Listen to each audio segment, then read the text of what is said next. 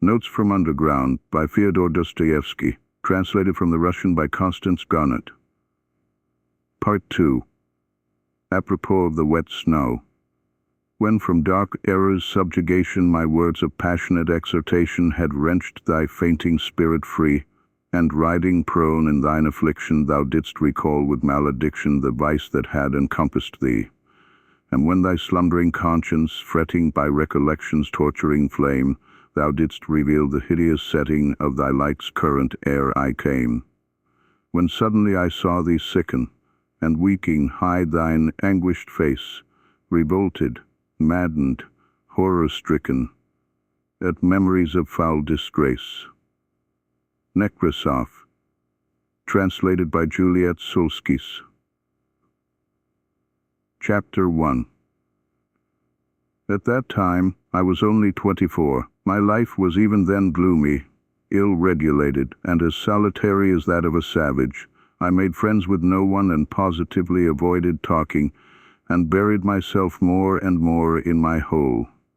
At work in the office I never looked at anyone, and I was perfectly well aware that my companions looked upon me not only as a queer fellow, but even looked upon me, I always fancied this, with a sort of loathing. I sometimes wondered why it was that nobody except me fancied that he was looked upon with aversion. One of the clerks had a most repulsive pock-marked face, which looked positively villainous. I believed I should not have dared to look at anyone with such an unsightly countenance. Another had such a very dirty old uniform that there was an unpleasant odor in his proximity. Yet not one of these gentlemen showed the slightest self-consciousness, either about their clothes, or their countenance, or their character in any way. Neither of them ever imagined that they were looked at with repulsion. If they had imagined it, they would not have minded, so long as their superiors did not look at them in that way. It is clear to me now that, owing to my unbounded vanity and to the high standard I set for myself, I often looked at myself with furious discontent, which verged on loathing, and so I inwardly attributed the same feeling to everyone. I hated my face, for instance. I thought it disgusting, and even suspected that there was something base in my expression. And so every day when I turned up at the office I tried to behave as independently as possible and to assume a lofty expression, so that I might not be suspected of being abject. My face may be ugly, I thought, but let it be lofty, expressive, and above all extremely intelligent. But I was positively and painfully certain that it was impossible for my countenance ever to express those qualities. And what was worst of all, I thought it actually stupid-looking, and I would have been quite satisfied if I could have looked intelligent. In fact, I would even have put up with looking base if at the same time my face could have been thought strikingly intelligent. Of course, I hated my fellow clerks one and all, and I despised them all. Yet at the same time I was, as it were, afraid of them. In fact, it happened at times that I thought more highly of them than of myself. It somehow happened quite suddenly that I alternated between despising them and thinking them superior to myself. A cultivated and decent man cannot be vain without setting a fearfully high standard for himself, and without despising and almost hating himself at certain moments. But whether I despised them or thought them superior, I dropped my eyes almost every time I met anyone. I even made experiments whether I could face so-and-so's looking at me, and I was always the first to drop my eyes. This worried me to distraction. I had a sickly dread, too, of being ridiculous, and so had a slavish passion for the conventional in everything external. I loved to fall into the common rut, and had a wholehearted terror of any kind of eccentricity in myself. But how could I live up to it? I was morbidly sensitive, as a man of our age should be. They were all stupid, and as like one another as so many sheep. Perhaps I was the only one in the office who fancied that I was a coward and a slave, and I fancied it just because I was more highly developed.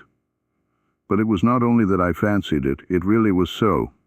I was a coward and a slave. I say this without the slightest embarrassment. Every decent man of our age must be a coward and a slave. That is his normal condition. Of that I am firmly persuaded. He is made and constructed to that very end, and not only at the present time owing to some casual circumstances, but always, at all times, a decent man is bound to be a coward and a slave. It is the law of nature for all decent people all over the earth. If any one of them happens to be valiant about something, he need not be comforted nor carried away by that. He would show the white feather just the same before something else. That is how it invariably and inevitably ends. Only donkeys and mules are valiant, and they only till they are pushed up to the wall. It is not worthwhile to pay attention to them, for they really are of no consequence. Another circumstance, too, worried me in those days, that there was no one like me and I was unlike anyone else. I am alone and they are everyone, I thought, and pondered. From that it is evident that I was still a youngster. The very opposite sometimes happened. It was loathsome sometimes to go to the office. Things reached such a point that I often came home ill. But all at once, apropos of nothing, there would come a phase of skepticism and indifference. Everything happened in phases to me, and I would laugh myself at my intolerance and fastidiousness. I would reproach myself with being romantic. At one time I was unwilling to speak to anyone, while at other times I would not only talk, but go to the length of contemplating making friends with them. All my fastidiousness would suddenly, for no rhyme or reason, vanish. Who knows, perhaps I never had really had it, and it had simply been affected, and got out of books. I have not decided that question even now. Once I quite made friends with them, visited their homes, played preference, drank vodka, talked of promotions. But here let me make a digression. We Russians, speaking generally, have never had those foolish transcendental romantics, German and still more French, on whom nothing produces any effect. If there were an earthquake, if all France perished at the barricades, they would still be the same. They would not even have the decency to effect a change, but would still go on singing their transcendental songs to the hour of their death, because they are fools. We in Russia have no fools. That is well known. That is what distinguishes us from foreign lands. Consequently, these transcendental natures are not found amongst us in their pure form. The idea that they are is due to our realistic journalists and critics of that day, always on the lookout for Kostanhodlos and Uncle Pyotr Ivanoviches, and foolishly accepting them as our ideal. They have slandered our romantics, taking them for the same transcendental sort as in Germany or France. On the contrary, the characteristics of our romantics are absolutely and directly opposed to the transcendental European type, and no European standard can be applied to them. Allow me to make use of this word romantic, an old-fashioned and much respected word, which has done good service and is familiar to all.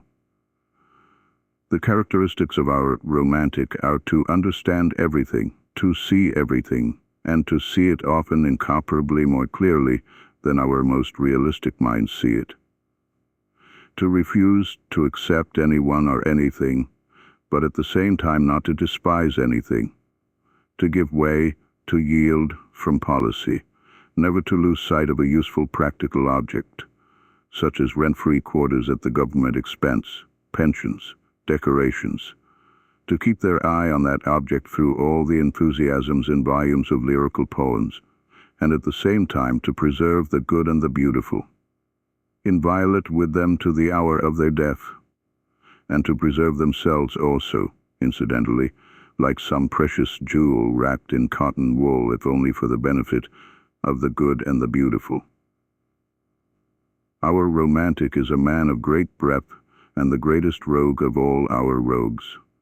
I can assure you from experience indeed. Of course, that is, if he is intelligent. But what am I saying? The romantic is always intelligent, and I only meant to observe that although we have had foolish romantics, they don't count, and they were only so because in the flower of their youth they degenerated into Germans, and to preserve their precious jewel more comfortably settled somewhere out there, by preference in Weimar or the Black Forest. I, for instance, genuinely despised my official work and did not openly abuse it simply because I was in it myself and got a salary for it. Anyway, take note, I did not openly abuse it. Our romantic would rather go out of his mind, a thing, however, which very rarely happens, than take to open abuse, unless he had some other career in view, and he is never kicked out. At most, they would take him to the lunatic asylum as the King of Spain if he should go very mad. But it is only the thin, fair people who go out of their minds in Russia. Innumerable romantics attain later in life to considerable rank in the service. Their many-sidedness is remarkable. And what a faculty they have for the most contradictory sensations. I was comforted by this thought even in those days, and I am of the same opinion now. That is why there are so many broad natures among us who never lose their ideal, even in the depths of degradation. And though they never stir a finger for their ideal, though they are errant thieves and knaves, yet they tearfully cherish their first ideal and are extraordinarily honest at heart. Yes, it is only among us that the most incorrigible rogue can be absolutely and loftily honest at heart, without in the least ceasing to be a rogue. I repeat, our romantics frequently become such accomplished rascals, I use the term rascals affectionately, suddenly display such a sense of reality and practical knowledge that their bewildered superiors and the public generally can only ejaculate in amazement. Their many-sidedness is really amazing, and goodness knows what it may develop into later on, and what the future has in store for us. It is not a poor material. I do not say this from any foolish or boastful patriotism, but I feel sure that you are again imagining that I am joking, or perhaps it's just the contrary, and you are convinced that I really think so. Anyway, gentlemen, I shall welcome both views as an honor and a special favor. And do forgive my digression. I did not, of course, maintain friendly relations with my comrades, and soon was at loggerheads with them. And in my youth and inexperience I even gave up bowing to them, as though I had cut off all relations. That, however, only happened to me once. As a rule, I was always alone. In the first place, I spent most of my time at home, reading. I tried to stifle all that was continually seething within me by means of external impressions, and the only external means I had was reading. Reading, of course, was a great help, exciting me, giving me pleasure and pain. But at times it bored me fearfully. One longed for movement in spite of everything, and I plunged all at once into dark, underground, loathsome vice of the pettiest kind. My wretched passions were acute, smarting from my continual sickly irritability. I had hysterical impulses with tears and convulsions. I had no resource except reading, that is, there was nothing in my surroundings which I could respect and which attracted me. I was overwhelmed with depression, too. I had an hysterical craving for incongruity and for contrast, and so I took to vice. I have not said all this to justify myself. But no, I am lying. I did want to justify myself. I make that little observation for my own benefit, gentlemen. I don't want to lie. I vowed to myself I would not. And so, furtively, timidly, in solitude, at night, I indulged in filthy vice with a feeling of shame which never deserted me, even at the most loathsome moments, and which at such moments nearly made me curse. Already, even then, I had my underground world in my soul. I was fearfully afraid of being seen, of being met, of being recognized. I visited various obscure haunts. One night, as I was passing a tavern, I saw through a lighted window some gentlemen fighting with billiard cues, and saw one of them thrown out of window. At other times I should have felt very much disgusted, but I was in such a mood at the time that I actually envied the gentleman thrown out of window, and I envied him so much that I even went into the tavern and into the billiard room. Perhaps, I thought, I'll have a fight too, and they'll throw me out of window. I was not drunk, but what is one to do? Depression will drive a man to such a pitch of hysteria. But nothing happened.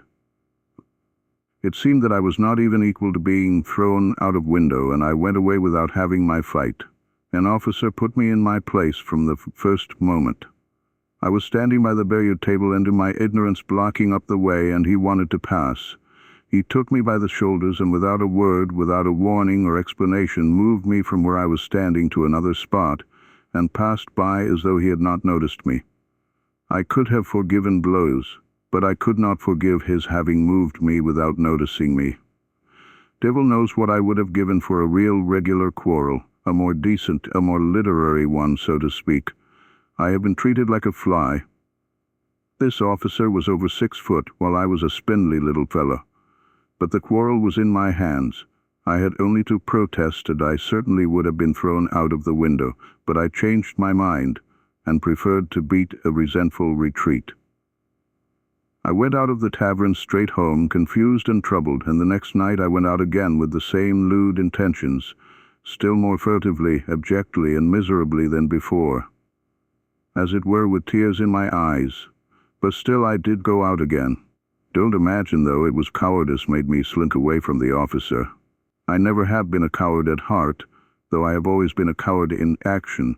Don't be in a hurry to laugh. I assure you I can explain it all.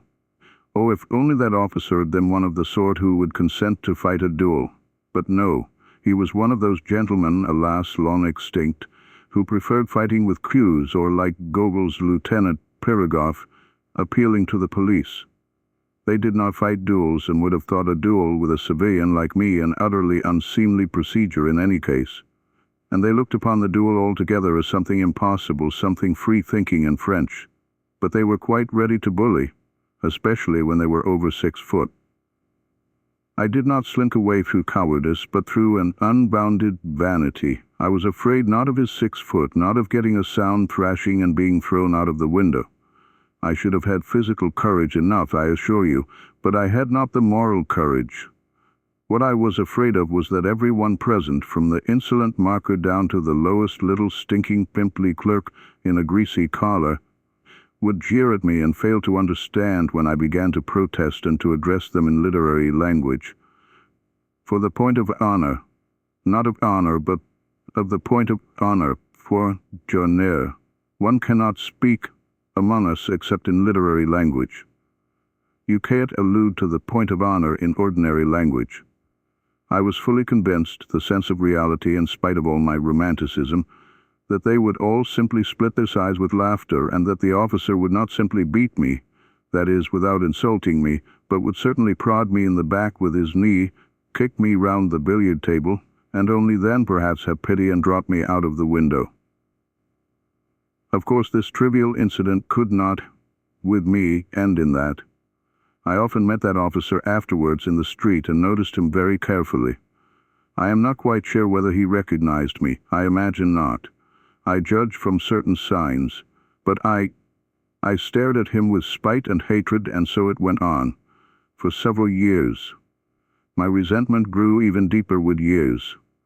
At first I began making stealthy inquiries about this officer. It was difficult for me to do so, for I knew no one.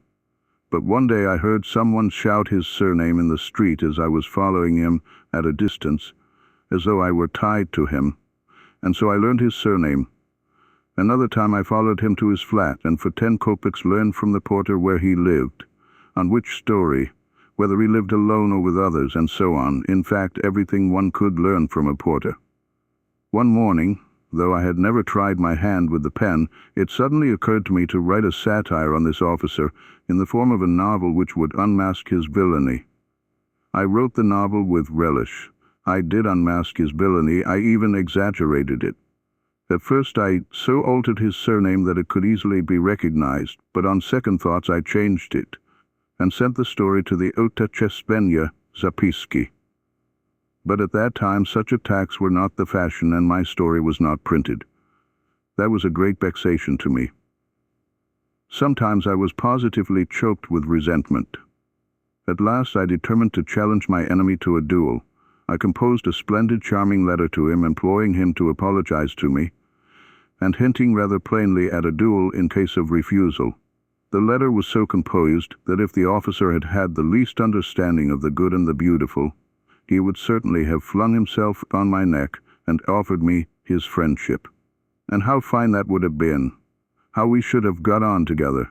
He could have shielded me with his higher rank, while I could have improved his mind with my culture. And, well, my ideas, and all sorts of things might have happened. Only fancy, this was 2 years after his insult to me, and my challenge would have been a ridiculous anachronism, in spite of all the ingenuity of my letter in disguising and explaining away the anachronism. But, thank God, to this day I thank the Almighty with tears in my eyes, I did not send the letter to him. Cold shivers run down my back when I think of what might have happened if I had sent it. And all at once I revenged myself in the simplest way, by a stroke of genius. A brilliant thought suddenly dawned upon me. Sometimes on holidays I used to stroll along the sunny side of the Nevsky about 4 o'clock in the afternoon, though it was hardly a stroll so much as a series of innumerable miseries, humiliations, and resentments. But no doubt that was just what I wanted. I used to wriggle along in a most unseemly fashion like an eel, continually moving aside to make way for generals, for officers of the guards and the hussars, or for ladies. At such minutes there used to be a convulsive twinge at my heart, and I used to feel hot all down my back at the mere thought of the wretchedness of my attire, of the wretchedness and abjectness of my little scurrying figure. This was a regular martyrdom, a continual, intolerable humiliation at the thought, which passed into an incessant and direct sensation that I was a mere fly in the eyes of all this world, a nasty, disgusting fly. More intelligent, more highly developed, more refined in feeling than any of them, of course, but a fly that was continually making way for everyone, insulted and injured by everyone. Why I inflicted this torture upon myself, why I went to the Nevsky, I don't know. I felt simply drawn there at every possible opportunity. Already then I began to experience a rush of the enjoyment of which I spoke in the first chapter. After my affair with the officer, I felt even more drawn there than before. It was on the Nevsky that I met him most frequently. There I could admire him. He too went there chiefly on holidays. He too turned out of his path for generals and persons of high rank. And he too wriggled between them like an eel. But people like me, or even better dressed like me, he simply walked over.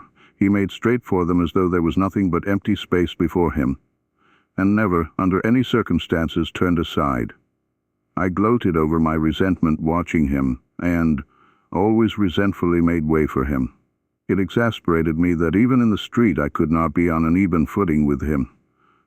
Why must you invariably be the first to move aside, I kept asking myself in hysterical rage, waking up sometimes at 3 o'clock in the morning. Why is it you and not he? There's no regulation about it. There's no written law. Let the making way be equal as it usually is when refined people meet. He moves halfway, and you move halfway. You pass with mutual respect. But that never happened, and I always moved aside while he did not even notice my making way for him. And lo and behold, a bright idea dawned upon me. What, I thought, if I meet him and don't move on one side? What if I don't move aside on purpose, even if I knock up against him? How would that be? This audacious idea took such a hold on me that it gave me no peace. I was dreaming of it continually, horribly, and I purposely went more frequently to the Nevsky in order to picture more vividly how I should do it when I did do it. I was delighted. This intention seemed to me more and more practical and possible. Of course I shall not really push him, I thought, already more good-natured in my joy. I will simply not turn aside. We'll run up against him, not very violently, but just shouldering each other, just as much as decency permits. I will push against him just as much as he pushes against me. At last I made up my mind completely. But my preparations took a great deal of time. To begin with, when I carried out my plan, I should need to be looking rather more decent, and so I had to think of my get-up. In case of emergency, if, for instance, there were any sort of public scandal, and the public there is the most recherché, the Countess walks there, Prince D walks there, all the literary world is there, I must be well dressed. That inspires respect and of itself puts us on an equal footing in the eyes of society. With this object I asked for some of my salary in advance and bought at Churkin's a pair of black gloves and a decent hat. Black gloves seemed to me both more dignified and bon ton than the lemon-colored ones which I had contemplated at first. The color is too gaudy, it looks as though one were trying to be conspicuous, and I did not take the lemon-colored ones. I had got ready long beforehand a good shirt with white bone studs. My overcoat was the only thing that held me back. The coat in itself was a very good one. It kept me warm. But it was wadded, and it had a raccoon collar, which was the height of vulgarity. I had to change the collar at any sacrifice, and to have a beaver one like an officer's. For this purpose I began visiting the Gostiny d'Ivor, and after several attempts I pitched upon a piece of cheap German beaver. Though these German beavers soon grow shabby and look wretched, yet at first they look exceedingly well, and I only needed it for one occasion. I asked the price. Even so, it was too expensive. After thinking it over thoroughly, I decided to sell my raccoon collar. The rest of the money, a considerable sum for me, I decided to borrow from Anton Antonich Sitotochkin, my immediate superior, an unassuming person, though grave and judicious. He never lent money to anyone, but I had, on entering the service, been specially recommended to him by an important personage who had got me my berth. I was horribly worried. To borrow from Anton Antonich seemed to me monstrous and shameful. I did not sleep for 2 or 3 nights. Indeed, I did not sleep well at that time. I was in a fever. I had a vague sinking at my heart, or else a sudden throbbing. Anton Antonich was surprised at first, then he frowned, then he reflected, and did after all lend me the money, receiving from me a written authorization to take from my salary a fortnight later the sum that he had lent me. In this way everything was at last ready. The handsome beaver replaced the mean-looking raccoon, and I began by degrees to get to work. It would never have done to act offhand, at random. The plan had to be carried out skillfully by degrees. But I must confess that after many efforts I began to despair. We simply could not run into each other. I made every preparation. I was quite determined. It seemed as though we should run into one another directly, and before I knew what I was doing I had stepped aside for him again, and he had passed without noticing me. I even prayed as I approached him that God would grant me determination.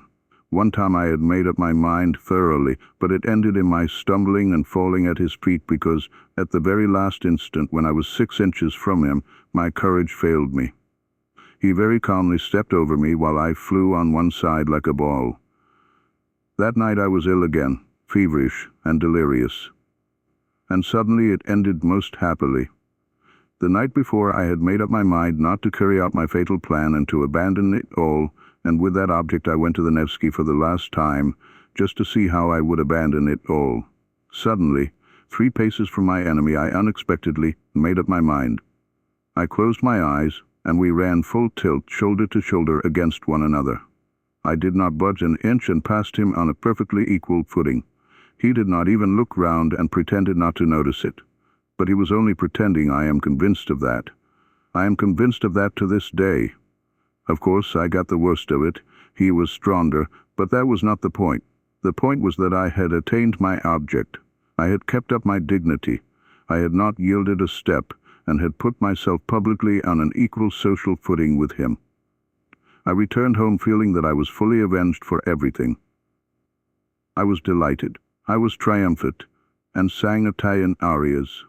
Of course, I will not describe to you what happened to me 3 days later. If you have read my first chapter, you can guess that for yourself. The officer was afterwards transferred. I have not seen him now for 14 years. What is the dear fellow doing now? Whom is he walking over? Chapter 2. But the period of my dissipation would end, and I always felt very sick afterwards. It was followed by remorse. I tried to drive it away. I felt too sick. By degrees, however, I grew used to that too. I grew used to everything, or rather I voluntarily resigned myself to enduring it. But I had a means of escape that reconciled everything. That was to find refuge in the good and the beautiful. In dreams, of course. I was a terrible dreamer. I would dream for 3 months on end, tucked away in my corner, and you may believe me that at those moments I had no resemblance to the gentleman who, in the perturbation of his chicken heart, put a collar of German beaver on his greatcoat. I suddenly became a hero. I would not have admitted my 6-foot lieutenant even if he had called on me. I could not even picture him before me then. What were my dreams and how I could satisfy myself with them, it is hard to say now, but at the time I was satisfied with them. Though, indeed, even now I am to some extent satisfied with them. Dreams were particularly sweet and vivid after a spell of dissipation. They came with remorse and with tears, with curses and transports. There were moments of such positive intoxication, of such happiness, that there was not the faintest trace of irony within me, on my honor. I had faith, hope, love. I believed blindly at such times that by some miracle, by some external circumstance, all this would suddenly open out, expand, that suddenly a vista of suitable activity, beneficent, good, and above all ready-made. What sort of activity I had no idea, but the great thing was that it should be all ready for me, would rise up before me, and I should come out into the light of day, almost riding a white horse and crowned with laurel. Anything but the foremost place I could not conceive for myself, and for that very reason I quite contentedly occupied the lowest in reality, either to be a hero or to grovel in the mud. There was nothing between. That was my ruin. For when I was in the mud, I comforted myself with the thought that at other times I was a hero. And the hero was a cloak for the mud. For an ordinary man, it was shameful to defile himself, but a hero was too lofty to be utterly defiled, and so he might defile himself. It is worth noting that these attacks of the good and the beautiful visited me even during the period of dissipation, and just at the times when I was touching the bottom. They came in separate spurts, as though reminding me of themselves, but did not banish the dissipation by their appearance. On the contrary, they seemed to add a zest to it by contrast, and were only sufficiently present to serve as an appetizing sauce. That sauce was made up of contradictions and sufferings, of agonizing inward analysis, and all these pangs and pinpricks gave a certain piquancy, even a significance to my dissipation. In fact, completely answered the purpose of an appetizing sauce. There was a certain depth of meaning in it, and I could hardly have resigned myself to the simple, vulgar, direct debauchery of a clerk and have endured all the filthiness of it. What could have allured me about it then and have drawn me at night into the street? No, I had a lofty way of getting out of it all. And what loving kindness, O Lord, what loving kindness I felt at times in those dreams of mine, in those flights into the good and the beautiful. Though it was fantastic love, though it was never applied to anything human in reality, yet there was so much of this love that one did not feel afterwards even the impulse to apply it in reality. That would have been superfluous. Everything, however, passed satisfactorily by a lazy and fascinating transition into the sphere of art, that is, into the beautiful forms of life, lying ready, largely stolen from the poets and novelists, and adapted to all sorts of needs and uses. I, for instance, was triumphant over everyone. Everyone, of course, was in dust and ashes, and was forced spontaneously to recognize my superiority. And I forgave them all. I was a poet and a grand gentleman. I fell in love. I came in for countless millions and immediately devoted them to humanity, and at the same time I confessed before all the people my shameful deeds, which of course were not merely shameful, but had in them much that was good and beautiful. Something in the Manfred style. Everyone would kiss me and weep. What idiots they would be if they did not. While I should go barefoot and hungry, preaching new ideas and fighting a victorious Austerlitz against the obscurantists. Then the band would play a march, an amnesty would be declared, the Pope would agree to retire from Rome to Brazil, then there would be a ball for the whole of Italy at the Villa Borghese, on the shores of the Lake of Como, the Lake of Como being for that purpose transferred to the neighborhood of Rome. Then would come a scene in the bushes, and so on, as though you did not know all about it. You will say that it is vulgar and contemptible to drag all this into public after all the tears and transports which I have myself confessed. But why is it contemptible? Can you imagine that I am ashamed of it all, and that it was stupider than anything in your life, gentlemen? And I can assure you that some of these fancies were by no means badly composed. It did not all happen on the shores of Lake Como, and yet you are right, it really is vulgar and contemptible, and most contemptible of all it is that now I am attempting to justify myself to you, and even more contemptible than that is my making this remark now. But that's enough, or there will be no end to it. Each step will be more contemptible than the last. I could never stand more than 3 months of dreaming at a time without feeling an irresistible desire to plunge into society. To plunge into society meant to visit my superior at the office, Anton Antonich Shatachkin. He was the only permanent acquaintance I have had in my life, and wonder at the fact myself now. But I only went to see him when that phase came over me, and when my dreams had reached such a point of bliss that it became essential at once to embrace my fellows and all mankind. And for that purpose I needed at least one human being actually existing. I had to call on Anton Antonich, however, on Tuesday, his at-home day, so I had always to time my passionate desire to embrace humanity so that it might fall on a Tuesday. This Anton Antonich lived on the 4th story in a house in 5 corners, in 4 low-pitched rooms, one smaller than the other, of a particularly frugal and sallow appearance. He had 2 daughters and their aunt, who used to pour out the tea. Of the daughters, one was 13 and another 14. They both had snub noses, and I was awfully shy of them because they were always whispering and giggling together. The master of the house usually sat in his study on a leather couch in front of the table with some gray-headed gentleman, usually a colleague from our office or some other department. I never saw more than 2 or 3 visitors there, always the same. They talked about the excise duty, about business in the Senate, about salaries, about promotions, about His Excellency and the best means of pleasing him, and so on. I had the patience to sit like a fool beside these people for 4 hours at a stretch, listening to them without knowing what to say to them or venturing to say a word. I became stupefied. Several times I felt myself perspiring. I was overcome by a sort of paralysis.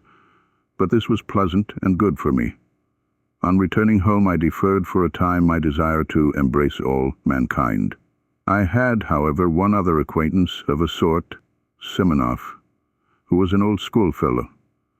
I had a number of schoolfellows indeed in Petersburg, but I did not associate with them, and had even given up nodding to them in the street.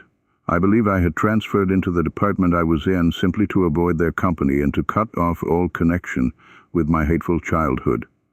Curses on that school and all those terrible years of penal servitude. In short, I parted from my schoolfellows as soon as I got out into the world. There were 2 or 3 left to whom I nodded in the street. One of them was Simonov, who had been in no way distinguished at school, was of a quiet and equitable disposition, but I discovered in him a certain independence of character and even honesty. I don't even suppose that he was particularly stupid. I had at one time spent some rather soulful moments with him, but these had not lasted long and had somehow been suddenly clouded over. He was evidently uncomfortable at these reminiscences, and was, I fancy, always afraid that I might take up the same tone again. I suspected that he had an aversion for me, but still I went on going to see him, not being quite certain of it. And so on one occasion, unable to endure my solitude and knowing that as it was Thursday Anton Antonich's door would be closed, I thought of Simonov. Climbing up to his 4th story, I was thinking that the man disliked me and that it was a mistake to go and see him. But as it always happened, that such reflections impelled me, as though purposely, to put myself into a false position, I went in. It was almost a year since I had last seen Simonov. End of Chapter 2. Chapter 3. I found 2 of my old schoolfellows with him.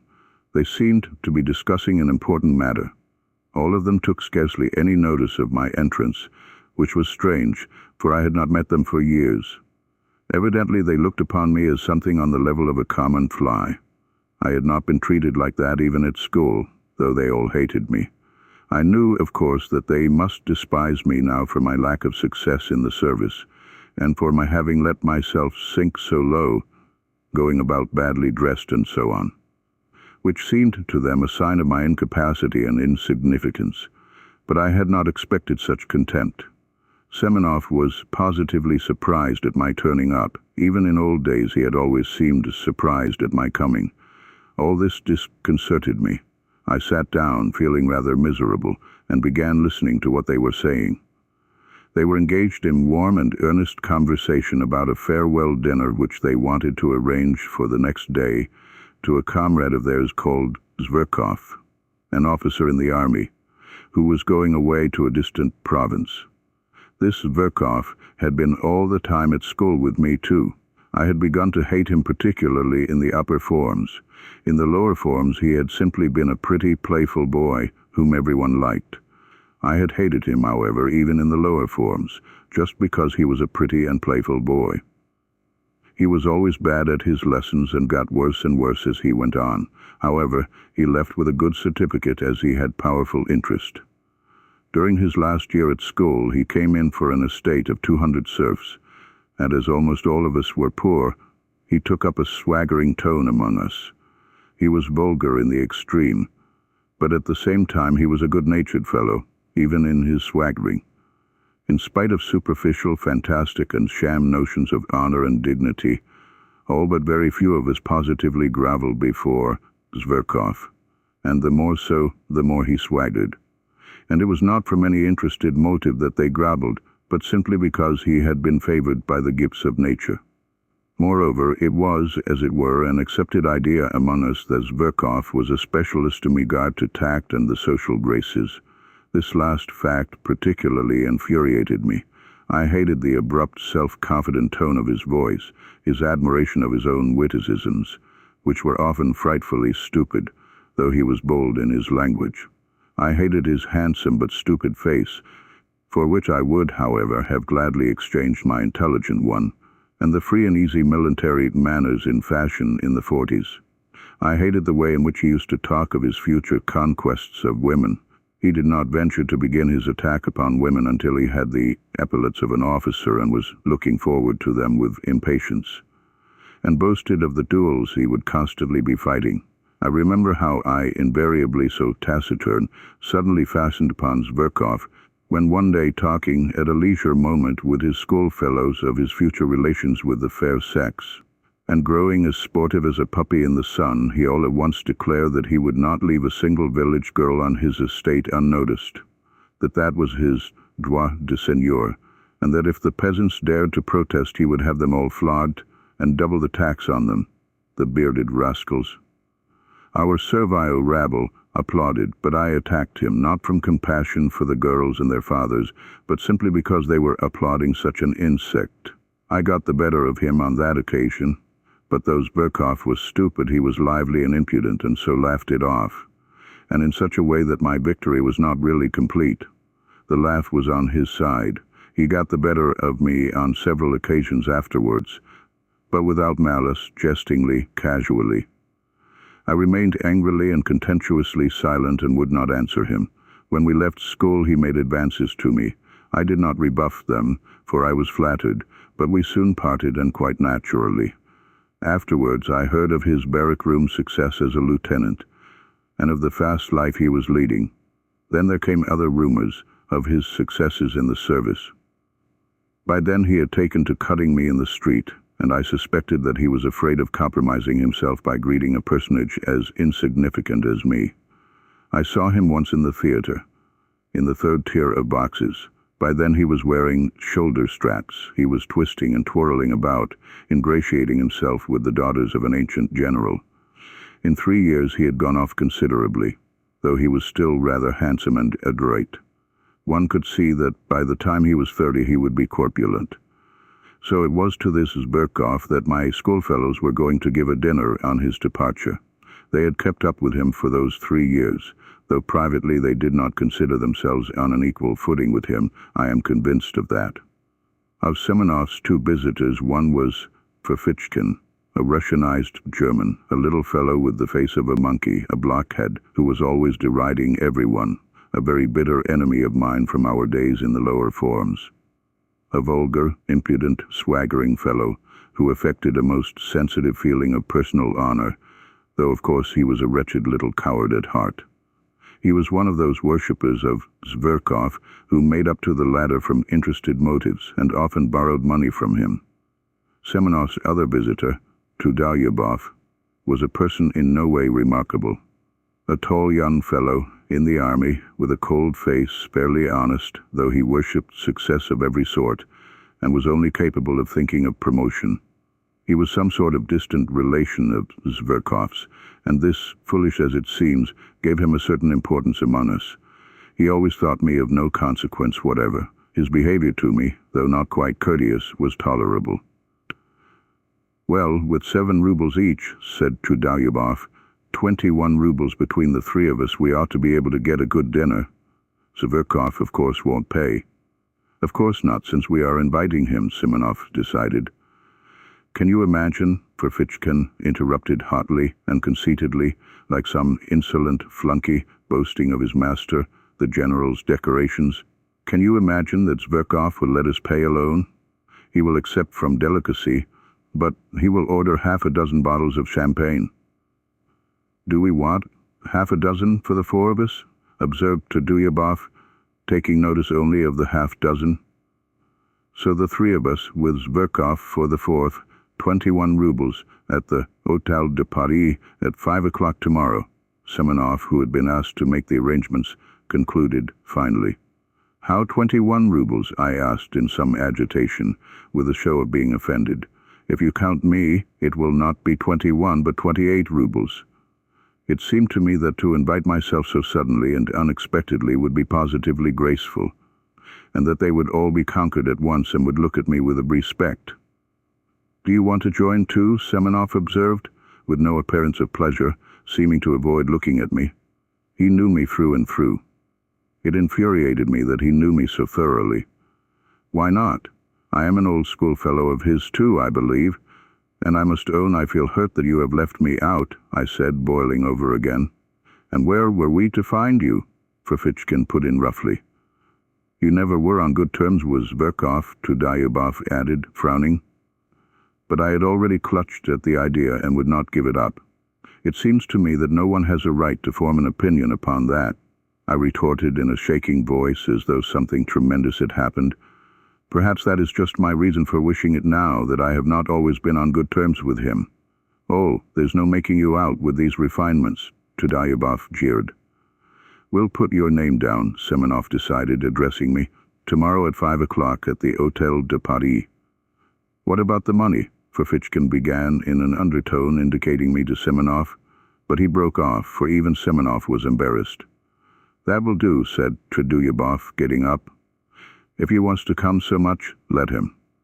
"But it's a private thing between us friends," Fyodor said crossly, as he too picked up his hat. "It's not an official gathering." "We do not want at all, perhaps." They went away.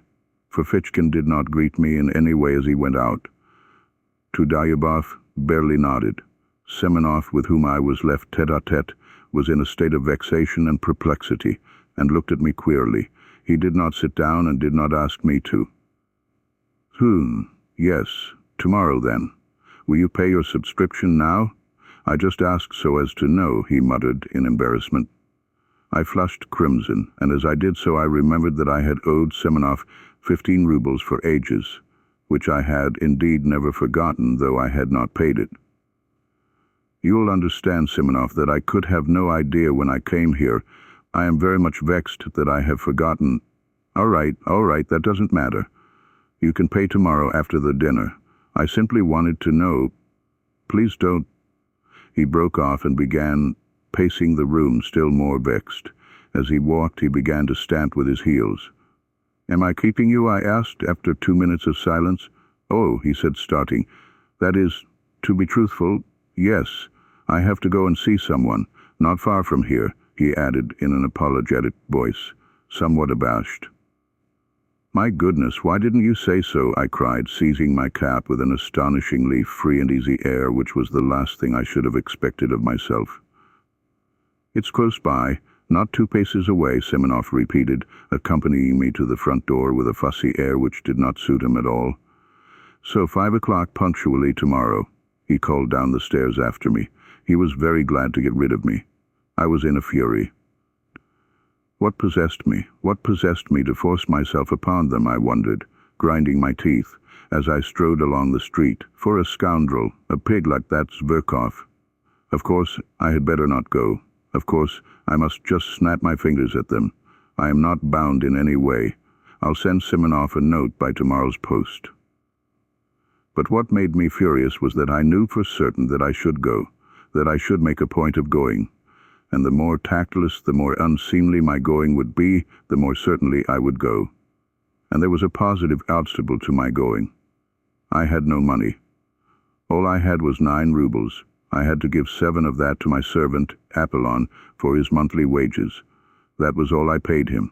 He had to keep himself. Not to pay him was impossible, considering his character, but I will talk about that fellow, about that plague of mine, another time. However, I knew I should go and should not pay him his wages. That night I had the most hideous dreams. No wonder. All the evening I had been oppressed by memories of my miserable days at school, and I could not shake them off. I was sent to the school by distant relations, upon whom I was dependent, and of whom I have heard nothing since. They sent me there, a forlorn, silent boy, already crushed by their reproaches, already troubled by doubt, and looking with savage distrust at everyone. My schoolfellows met me with spiteful and merciless jibes because I was not like any of them. But I could not endure their taunts. I could not give in to them with the ignoble readiness with which they give in to one another. I hated them from the first, and shut myself away from everyone in timid, wounded, and disproportionate pride. Their coarseness revolted me. They laughed cynically at my face, at my clumsy figure, and yet what stupid faces they had themselves. In our school, the boys' faces seemed in a special way to degenerate and grow stupider. How many fine-looking boys came to us? In a few years they became repulsive. Even at 16 I wondered at them morosely. Even then I was struck by the pettiness of their thoughts, the stupidity of their pursuits, their games, their conversations. They had no understanding of such essential things. They took no interest in such striking, impressive subjects that I could not help considering them inferior to myself. It was not wounded vanity that drove me to it, and for God's sake do not thrust upon me your hackneyed remarks, repeated to nausea, that I was only a dreamer, while they even then had an understanding of life. They understood nothing. They had no idea of real life, and I swear that that was what made me most indignant with them. On the contrary, the most obvious striking reality they accepted with fantastic stupidity, and even at that time were accustomed to respect success. Everything that was just, but oppressed and looked down upon, they laughed at heartlessly and shamefully. They took rank for intelligence. Even at 16 they were already talking about a snug berth. Of course, a great deal of it was due to their stupidity, to the bad examples with which they had always been surrounded in their childhood and boyhood. They were monstrously depraved. Of course, a great deal of that, too, was superficial and an assumption of cynicism. Of course, there were glimpses of youth and freshness, even in their depravity. But even that freshness was not attractive and showed itself in a certain rakishness. I hated them horribly, though perhaps I was worse than any of them. They repaid me in the same way and did not conceal their aversion for me. But by then I did not desire their affection. On the contrary, I continually longed for their humiliation. To escape from their derision, I purposely began to make all the progress I could with my studies and forced my way to the very top. This impressed them. Moreover, they all began by degrees to grasp that I had already read books none of them could read, and understood things not forming part of our school curriculum, of which they had not even heard. They took a savage and sarcastic view of it, but were morally impressed especially as the teachers began to notice me on those grounds. The mockery ceased, but the hostility remained, and cold and strained relations became permanent between us. In the end, I could not put up with it. With years, a craving for society, for friends, developed in me. I attempted to get on friendly terms with some of my schoolfellows, but somehow or other my intimacy with them was always strained and soon ended of itself. Once, indeed, I did have a friend, but I was already a tyrant at heart. I wanted to exercise unbounded sway over him. I tried to instill into him a contempt for his surroundings.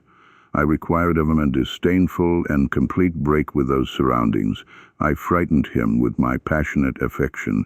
I reduced him to tears, to hysterics. He was a simple and devoted soul, but when he devoted himself to me entirely, I began to hate him immediately and repulsed him, as though all I needed him for was to win a victory over him, to subjugate him and nothing else. But I could not subjugate all of them.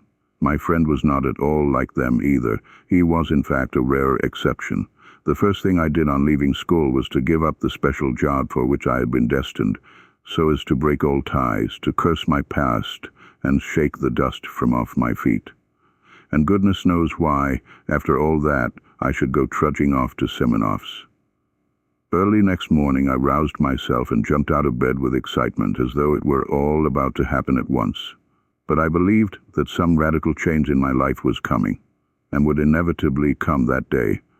Owing to its rarity, perhaps, any external event, however trivial, always made me feel as though some radical change in my life were at hand. I went to the office, however, as usual, but sneaked away home 2 hours earlier to get ready. The great thing, I thought, is not to be the first to arrive, or they will think I'm overjoyed at coming. But there were thousands of such great points to consider, and they all agitated and overwhelmed me. I polished my boots a second time with my own hands. Nothing in the world would have induced Apollon to clean them twice a day, as he considered that it was more than his duties required of him. I stole the brushes to clean them from the passage, being careful he should not detect it, for fear of his contempt. Then I minutely examined my clothes and thought that everything looked old, worn, and threadbare. I had let myself get too slovenly. My uniform, perhaps, was tidy. But I could not go out to dinner in my uniform. The worst of it was that on the knee of my trousers was a big yellow stain. I had a foreboding that that stain would deprive me of 9/10 of my personal dignity. I knew, too, that it was very poor to think so. But this is no time for thinking. Now I am in for the real thing, I thought, and my heart sank. I knew, too, perfectly well even then, that I was monstrously exaggerating the facts. But how could I help it? I could not control myself and was already shaking with fever. With despair I pictured to myself how coldly and disdainfully that scoundrel Zverkov would meet me. With what dull-witted, invincible contempt the blockhead Truduyabov would look at me.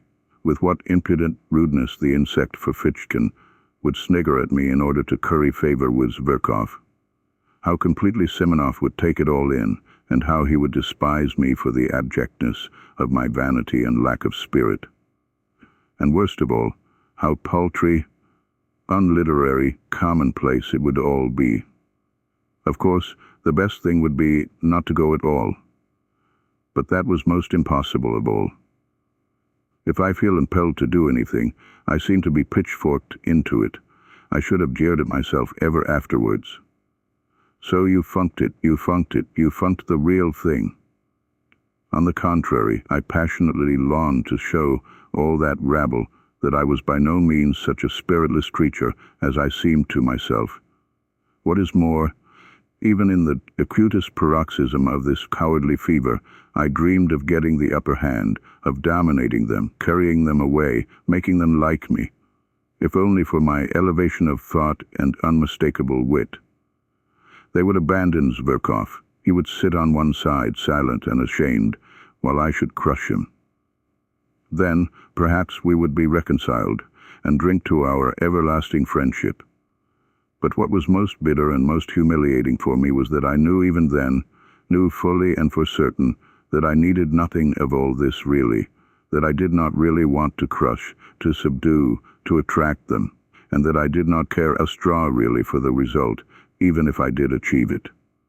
Oh, how I prayed for the day to pass quickly. In unutterable anguish I went to the window, opened the movable pane, and looked out into the troubled darkness of the thickly falling wet snow. At last, my wretched little clock hissed out 5.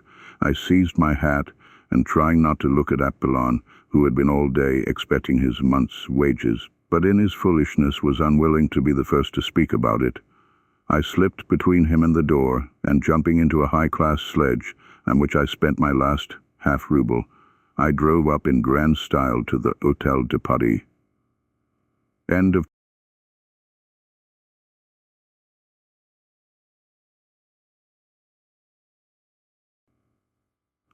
Chapter 4. I had been certain the day before that I should be the first to arrive, but it was not a question of being the first to arrive. Not only were they not there, but I had difficulty in finding our room. The table was not laid even. What did it mean? After a good many questions, I elicited from the waiters that the dinner had been ordered not for 5 but for 6 o'clock. This was confirmed at the buffet, too. I felt really ashamed to go on questioning them. It was only 25 minutes past 5. If they changed the dinner hour, they ought at least to have let me know. That is what the post is for, and not to have put me in an absurd position in my own eyes and even before the waiters. I sat down. The servant began laying the table. I felt even more humiliated when he was present. Toward 6 o'clock they brought in candles, though there were lamps burning in the room.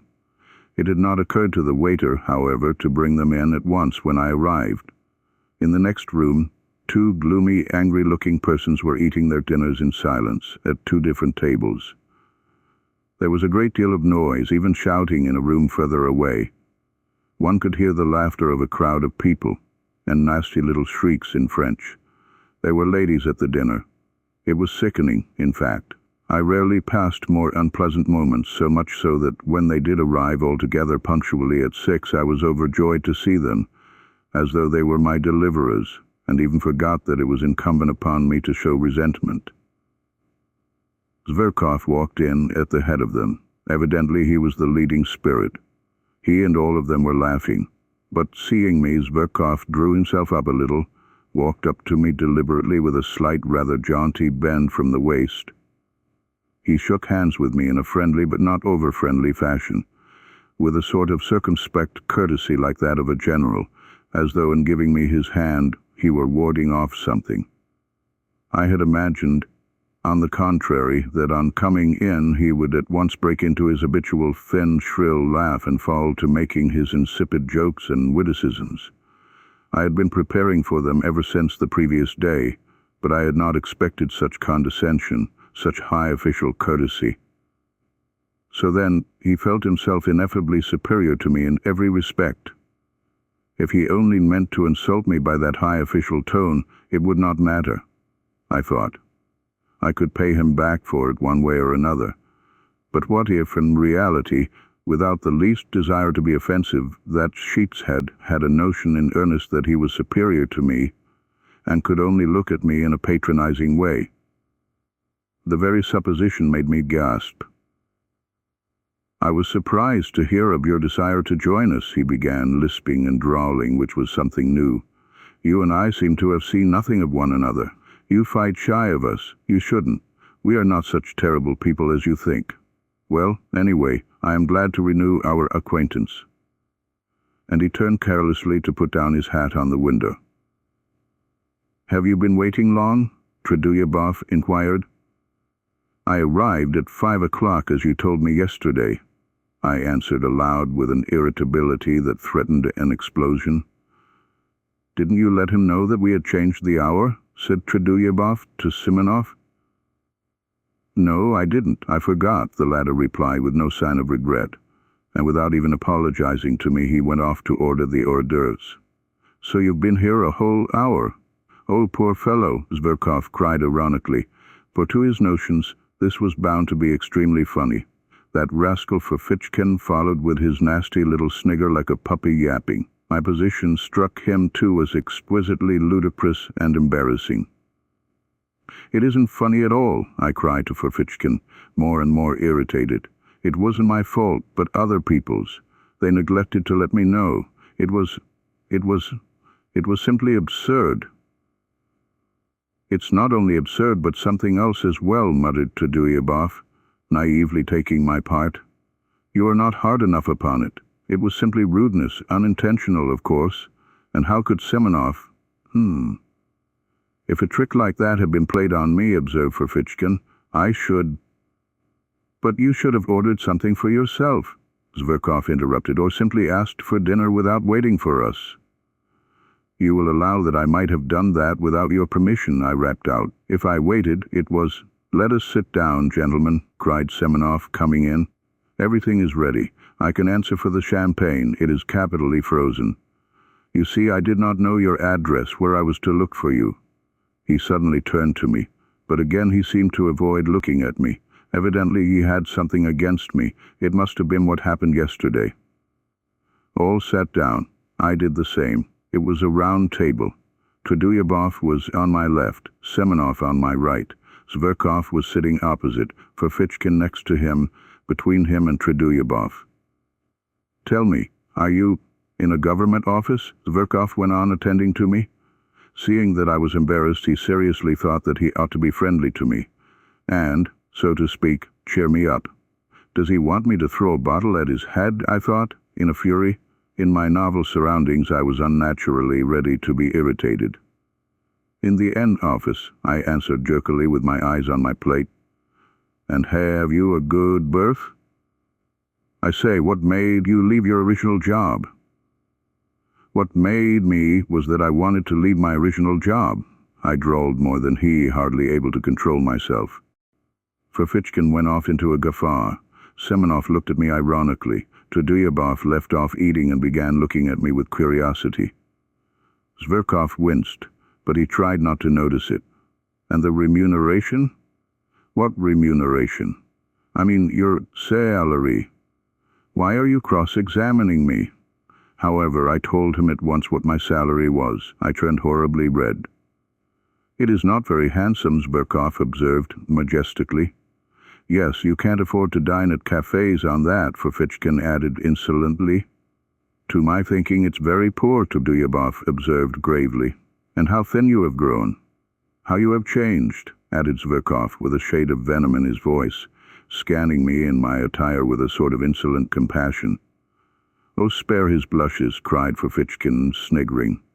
"My dear sir, allow me to tell you that I am not blushing," I broke out at last. "Do you hear? I am dining here at this cafe at my own expense, not at other people's. Note that, Mr. Ferfitchkin." "What? Isn't everyone here dining at his own expense? You would seem to be—" Ferfitchkin flew out at me, turning as red as a lobster, and looking me in the face with fury. "That," I answered, feeling I had gone too far. "And I imagine it would be better to talk of something more intelligent." "You intend to show off your intelligence, I suppose." "Don't disturb yourself. That would be quite out of place here." "Why are you clacking away like that, my good sir, eh? Have you gone out of your wits in your office?" "Enough, gentlemen, enough," Zverkov cried, authoritatively. "How stupid it is," muttered Semenov. "It really is stupid. We have met here, a company of friends, for a farewell dinner to a comrade, and you carry on an altercation," said Trudolyubov, rudely addressing himself to me alone. "You invited yourself to join us, so don't disturb the general harmony."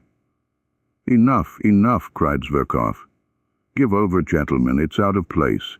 Better let me tell you how I nearly got married the day before yesterday."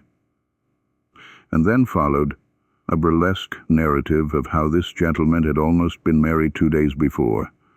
There was not a word about the marriage, however, but the story was adorned with generals, colonels, and kammerjunkers, while Zverkov almost took the lead among them. It was greeted with approving laughter. Ferfitchkin positively squealed. No one paid any attention to me, and I sat crushed and humiliated. Good heavens, these are not the people for me, I thought, and what a fool I have made of myself before them. I let Ferfitchkin go too far, though. The brutes imagine they are doing me an honor in letting me sit down with them. They don't understand that it's an honor to them and not to me. I've grown thinner. My clothes, oh damn my trousers. Zverkov noticed the yellow stain on the knee as soon as he came in. But what's the use? I must get up at once, this very minute, take my hat and simply go without a word. With contempt. And tomorrow I can send a challenge, the scoundrels, as though I cared about the 7 rubles. They may think, damn it, I don't care about the 7 rubles. I'll go this minute. Of course I remained. I drank sherry and Lafitte by the glassful in my discomfiture. Being unaccustomed to it, I was quickly affected. My annoyance increased as the wine went to my head. I longed all at once to insult them all in a most flagrant manner, and then go away. To seize the moment and show what I could do, so that they would say, he's clever, though he is absurd. And, in fact, damn them all. I scanned them all insolently with my drowsy eyes, but they seemed to have forgotten me altogether. They were noisy, vociferous, cheerful. Zverkov was talking all the time. I began listening. Zverkov was talking of some exuberant lady whom he had at last led on to declaring her love. Of course he was lying like a horse, and how he had been helped in this affair by an intimate friend of his, a Prince Kolya, an officer in the hussars, who had 3,000 serfs. And yet this Kolya, who has 3,000 serfs, has not put in an appearance here tonight to see you off. I cut in suddenly.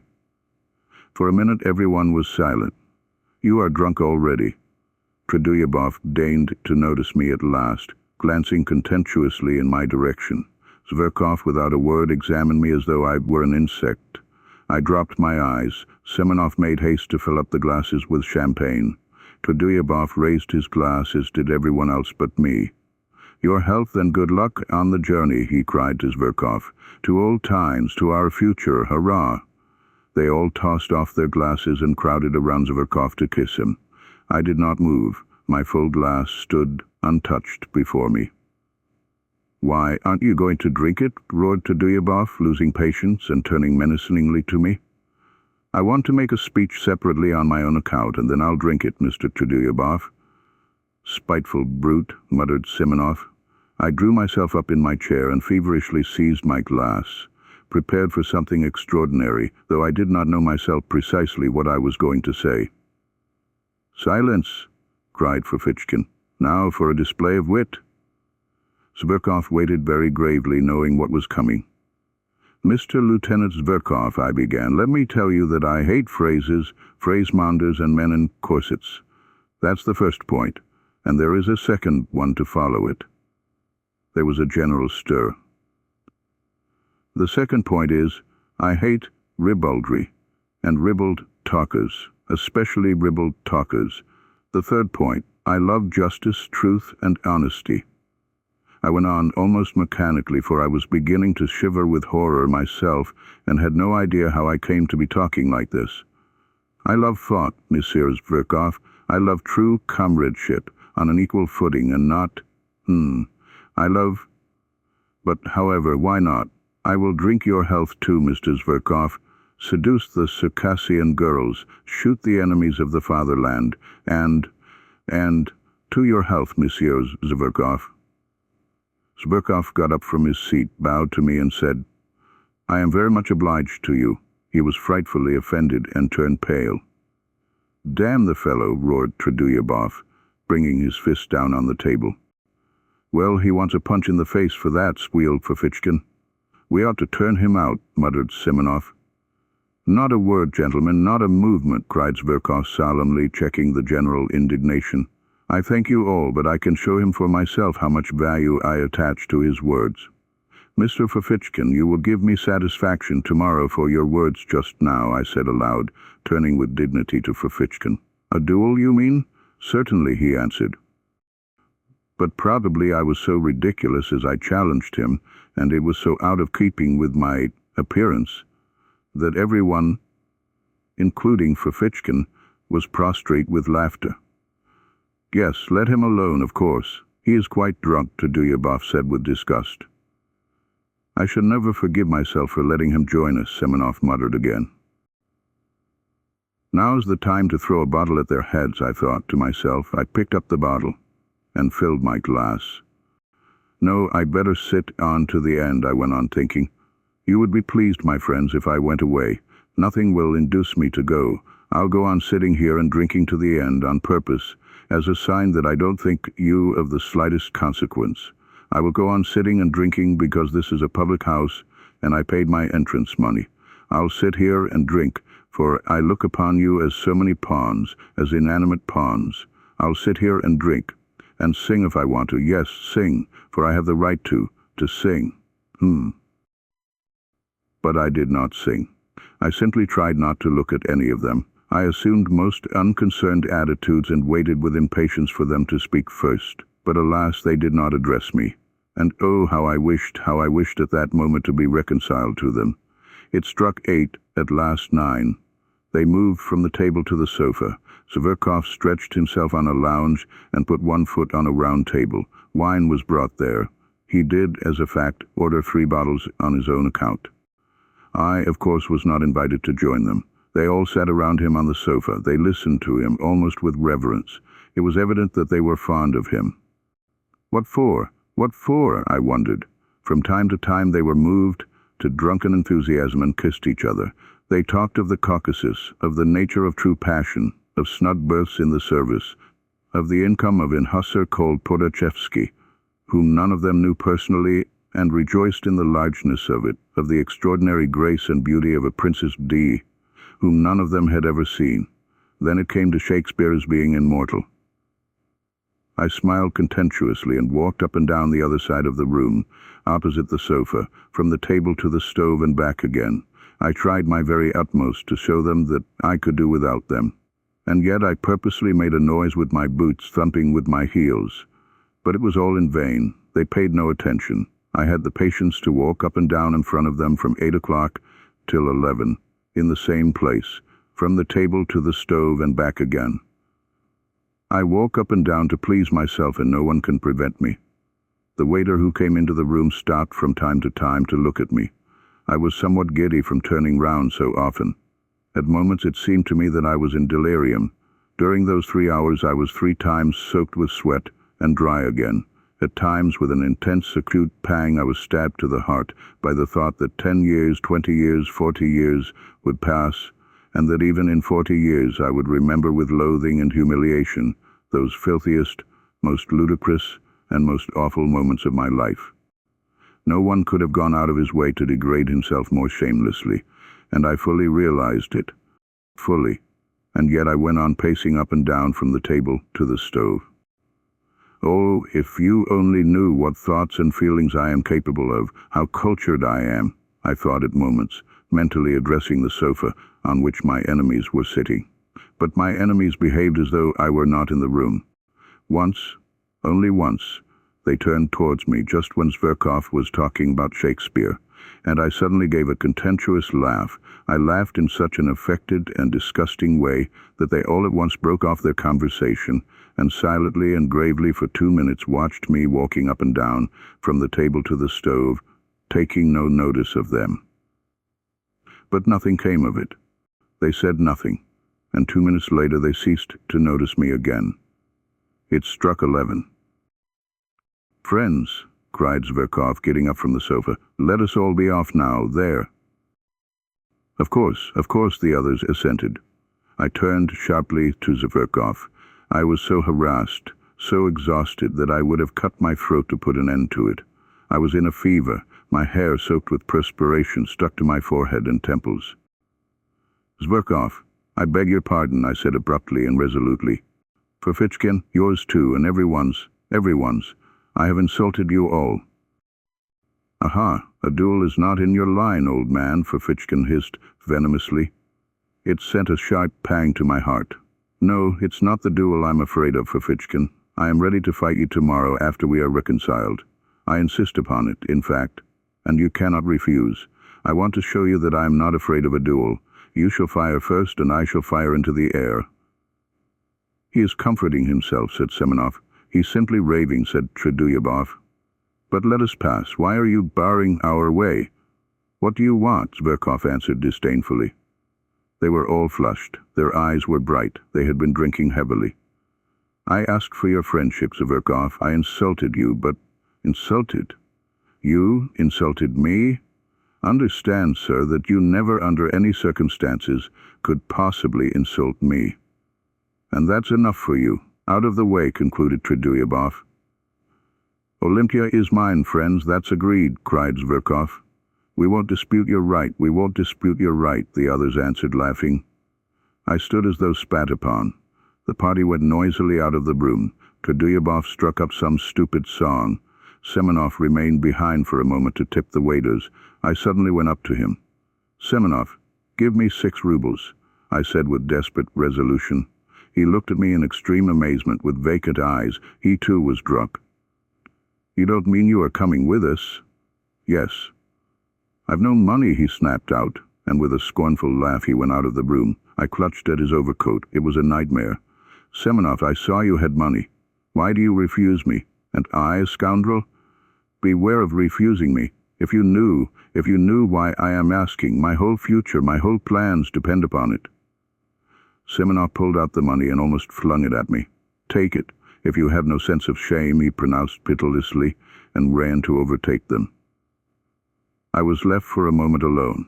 Disorder, the remains of dinner, a broken wineglass on the floor, spilt wine, cigarette ends, fumes of drink and delirium in my brain, an agonizing misery in my heart, and finally the waiter, who had seen and heard all and was looking inquisitively into my face.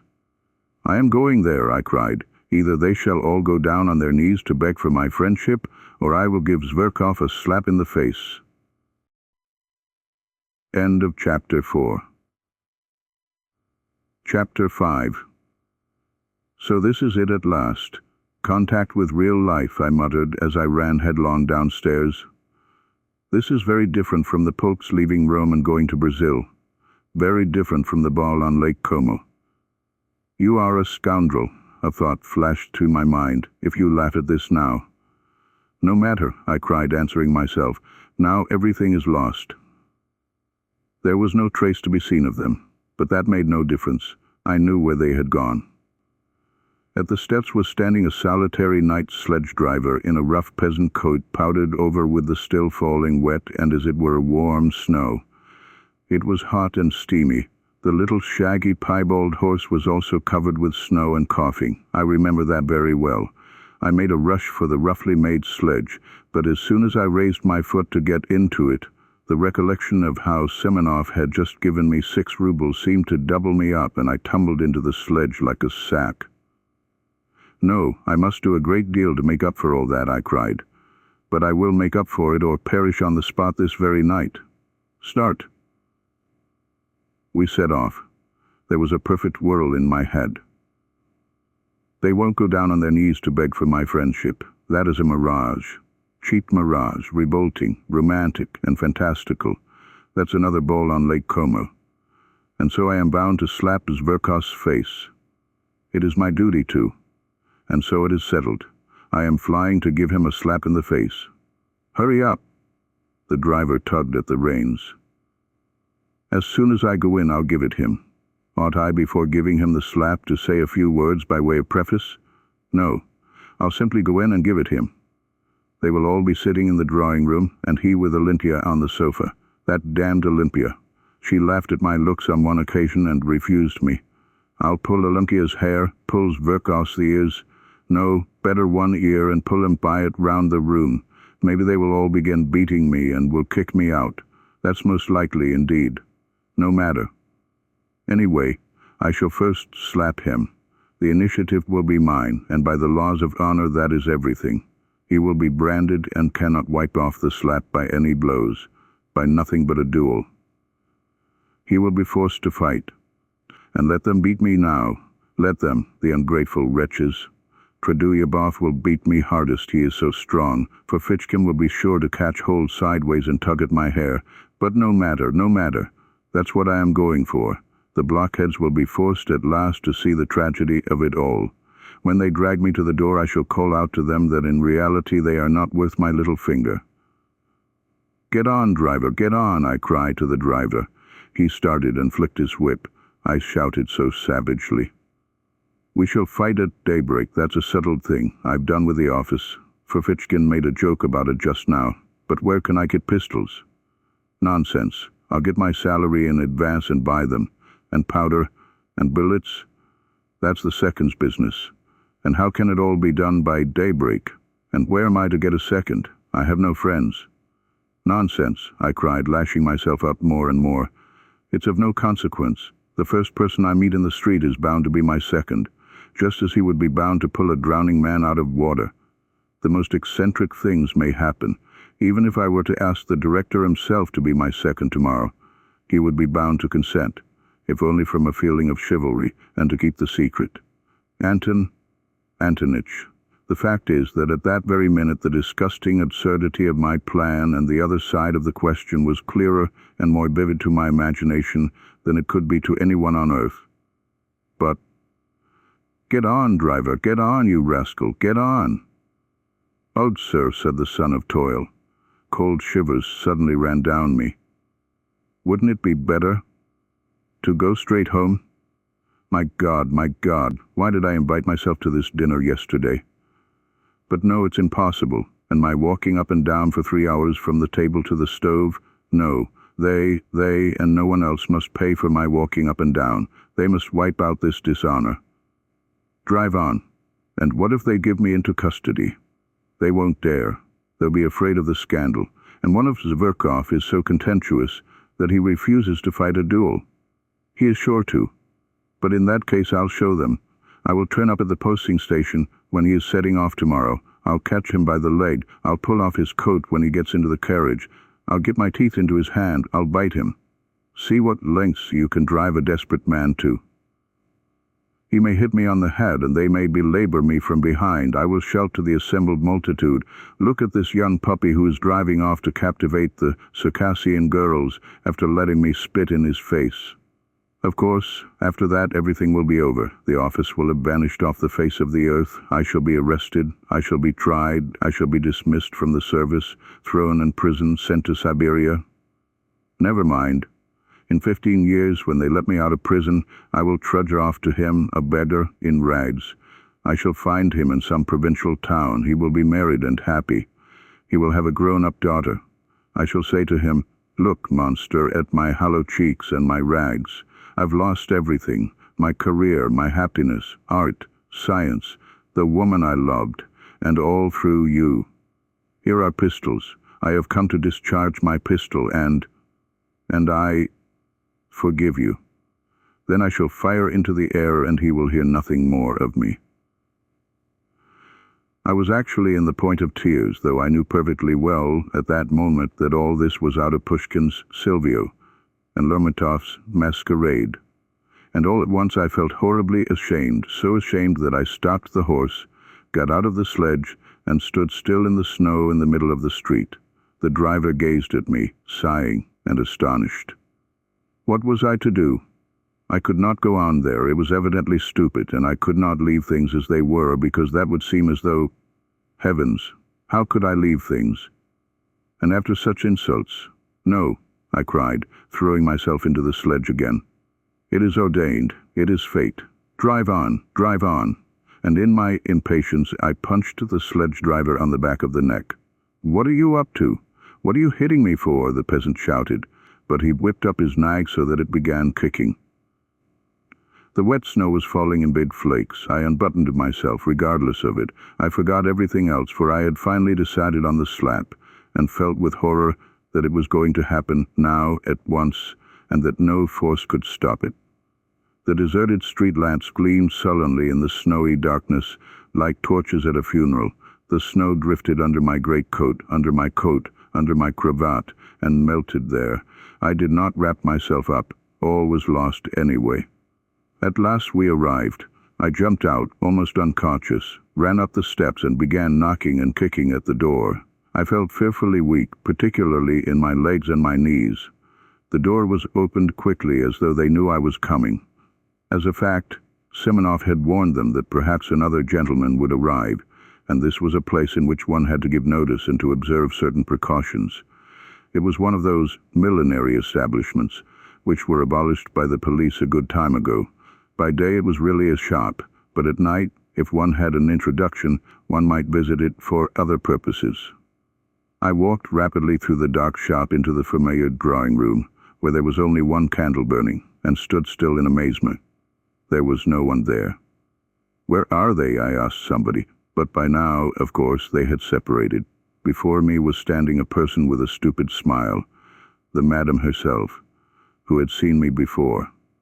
A minute later a door opened and another person came in. Taking no notice of anything, I strode about the room, and I believe I talked to myself. I felt as though I had been saved from death and was conscious of this joyfully all over. I should have given that slap. I should certainly have given it, but now they were not here, and everything had vanished and changed. I looked around. I could not realize my condition yet. I looked mechanically at the girl who had come in, and had a glimpse of a fresh, young, rather pale face, with straight, dark eyebrows, and with grave, as it were, wondering eyes that attracted me at once. I should have hated her if she had been smiling. I began looking at her more intently, and, as it were, with effort. I had not fully collected my thoughts. There was something simple and good-natured in her face, but something strangely grave. I am sure that this stood in their way here, and no one of those fools had noticed her. She could not, however, have been called a beauty, though she was tall, strong-looking, and well-built. She was very simply dressed. Something loathsome stirred within me. I went straight up to her. I chanced to look into the glass. My harassed face struck me as revolting in the extreme. Pale, angry, abject, with disheveled hair. No matter, I am glad of it, I thought. I am glad that I shall seem repulsive to her. I like that. Chapter 6. Somewhere behind a screen, a clock began wheezing, as though oppressed by something, as though someone were strangling it. After an unnaturally prolonged wheezing, there followed a shrill, nasty, and, as it were, unexpectedly rapid chime, as though someone were suddenly jumping forward. It struck 2. I woke up, though I had indeed not been asleep but lying half-conscious. It was almost completely dark in the narrow, cramped, low-pitched room, cumbered up with an enormous wardrobe and piles of cardboard boxes and all sorts of frippery and litter. The candle end that had been burning on the table was going out and gave a faint flicker from time to time. In a few minutes there would be complete darkness. I was not long in coming to myself. Everything came back to my mind at once without an effort, as though it had been in ambush to pounce upon me again. And, indeed, even while I was unconscious, a point seemed continually to remain in my memory unforgotten, and round it my dreams moved drearily. But strange to say, everything that had happened to me in that day seemed to me now, on waking, to be in the far, far away past, as though I had long, long ago lived all that down. My head was full of fumes. Something seemed to be hovering over me, rousing me, exciting me, and making me restless. Misery and spite seemed surging up in me again and seeking an outlet. Suddenly I saw beside me 2 wide-open eyes scrutinizing me curiously and persistently. The look in those eyes was coldly detached, sullen, as it were, utterly remote. It weighed upon me. A grim idea came into my brain and passed all over my body, as a horrible sensation, such as one feels when one goes into a damp and moldy cellar. There was something unnatural in those 2 eyes beginning to look at me only now. I recalled, too, that during those 2 hours I had not said a single word to this creature, and had, in fact, considered it utterly superfluous. In fact, the silence had for some reason gratified me. Now I suddenly realized vividly the hideous idea, revolting as a spider, of vice, which, without love, grossly and shamelessly begins with that in which true love finds its consummation. For a long time we gazed at each other like that, but she did not drop her eyes before mine, and her expression did not change, so that at last I felt uncomfortable. "What is your name?" I asked abruptly, to put an end to it. "Liza," she answered almost in a whisper, but somehow far from graciously, and she turned her eyes away. I was silent. "What weather?" The snow, it's disgusting, I said, almost to myself, putting my arm under my head despondently and gazing at the ceiling. She made no answer. This was horrible. Have you always lived in Petersburg? I asked, a minute later, almost angrily, turning my head slightly towards her. No. Where do you come from? From Riga, she answered reluctantly. Are you a German? No, Russian. Have you been here long? Where? In this house. A fortnight. She spoke more and more jerkily. The candle went out. I could no longer distinguish her face. Have you a father and mother? Yes. No. My hands. Where are they? There. In Riga. What are they? Oh, nothing. Nothing? Why, what class are they? Tradespeople. Have you always lived with them? Yes. How old are you? 20. Why did you leave them? All for no reason. That answer meant, let me alone, I feel sick, sad. We were silent. God knows why I did not go away.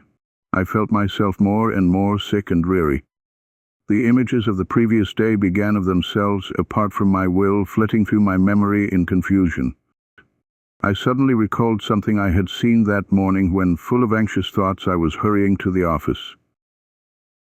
I saw them carrying a coffin out yesterday, and they nearly dropped it.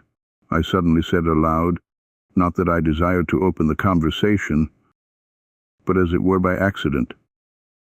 The coffin? Yes, in the Haymarket. They were bringing it up out of a cellar. From a cellar? Not from a cellar, but from a basement. Oh, you know, down below, from a house of ill fame. It was filthy, all round. Eggshells, litter, the stench. It was loathsome. Silence. A nasty day to be buried, I began, simply to avoid being silent. Nasty in what way? The snow, the wet. I yawned. It makes no difference, she said suddenly after a brief silence. No, it's horrid, I yawned again. The gravediggers must have sworn at getting drenched by the snow. And there must have been water in the grave. Why water in the grave? She asked with a sort of curiosity, but speaking even more harshly and abruptly than before.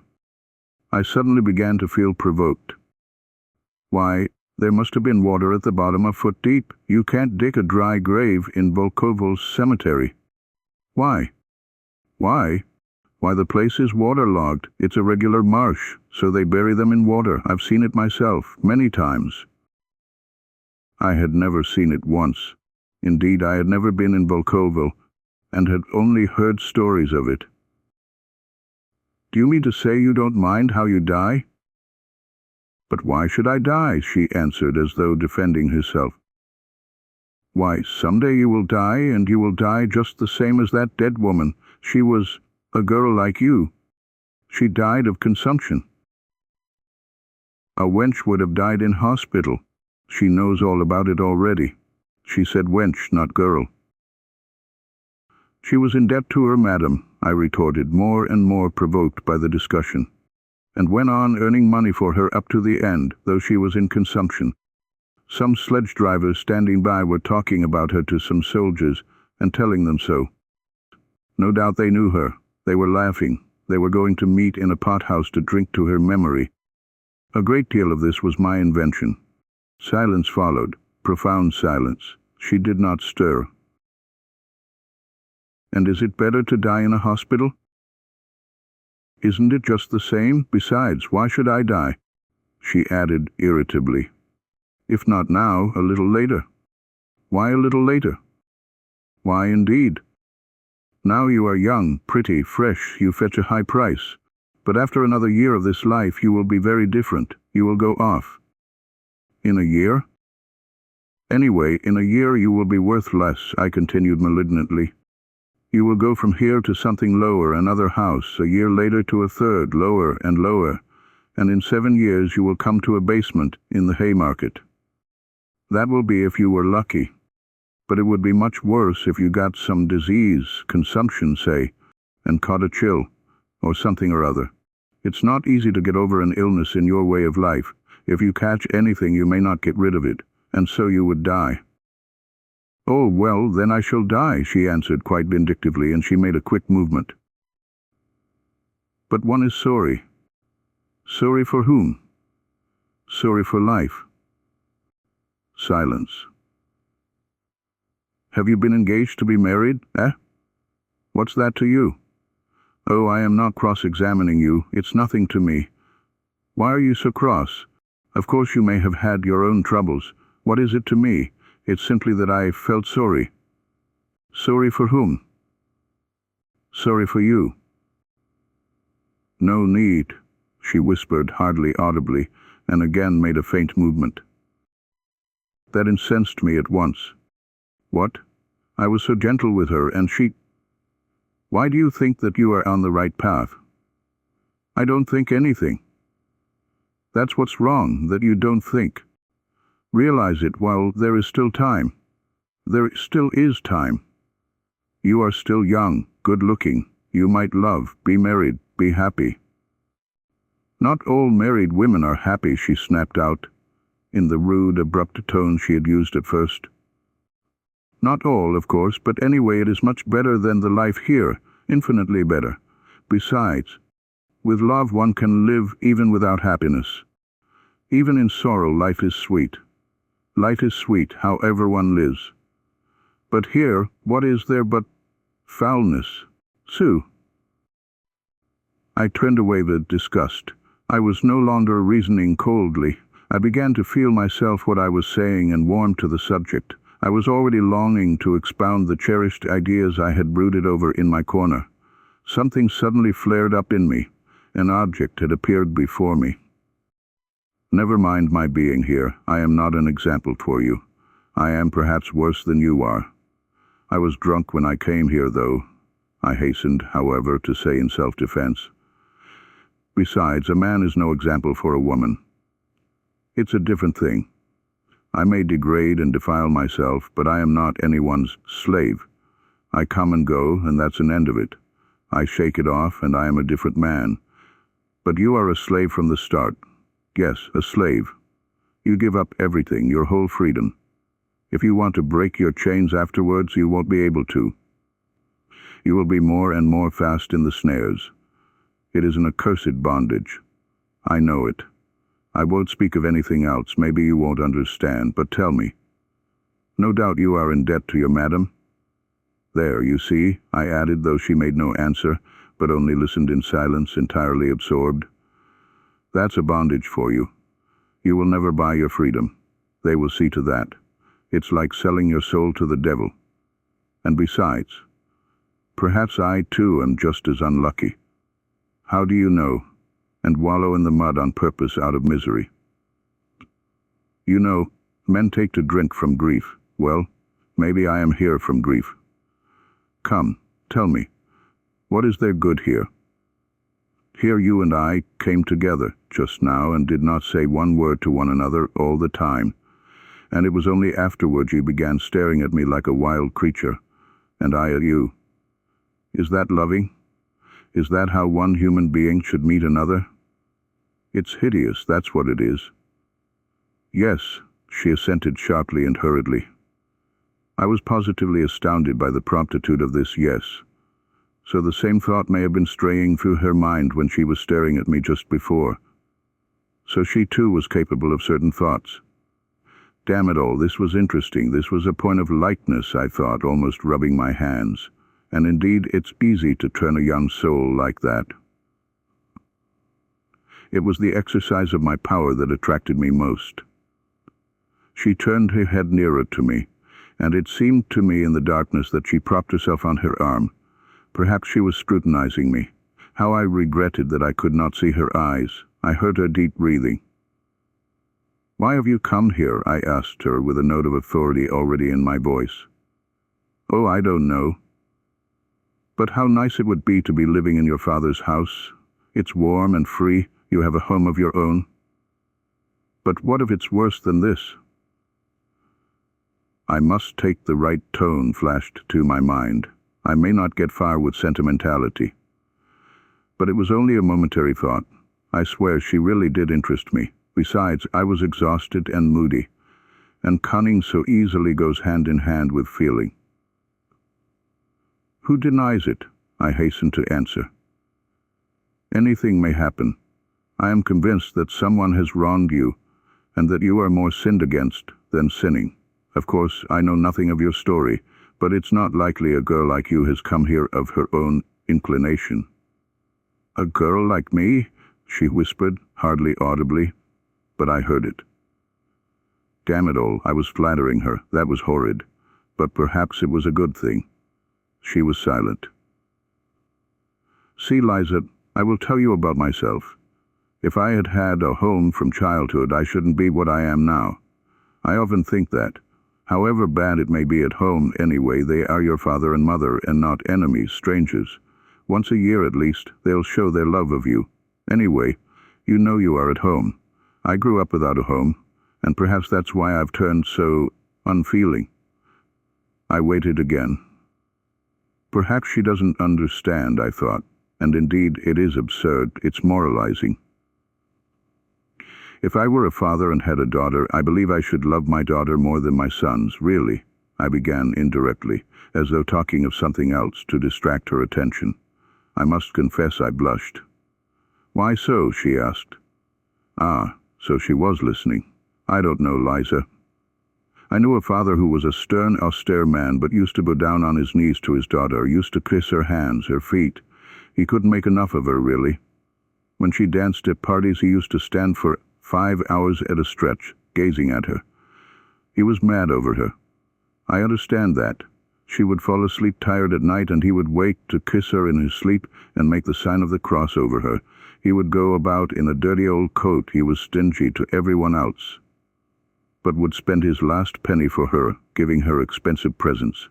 And it was his greatest delight when she was pleased with what he gave her. Fathers always love their daughters more than the mothers do. Some girls live happily at home, and I believe I should never let my daughters marry. What next? She said with a faint smile. I should be jealous, I really should, to think that she should kiss anyone else, that she should love a stranger more than her father. It's painful to imagine it. Of course, that's all nonsense. Of course, every father would be reasonable at last. But I believe before I should let her marry, I should worry myself to death. I should find fault with all her suitors.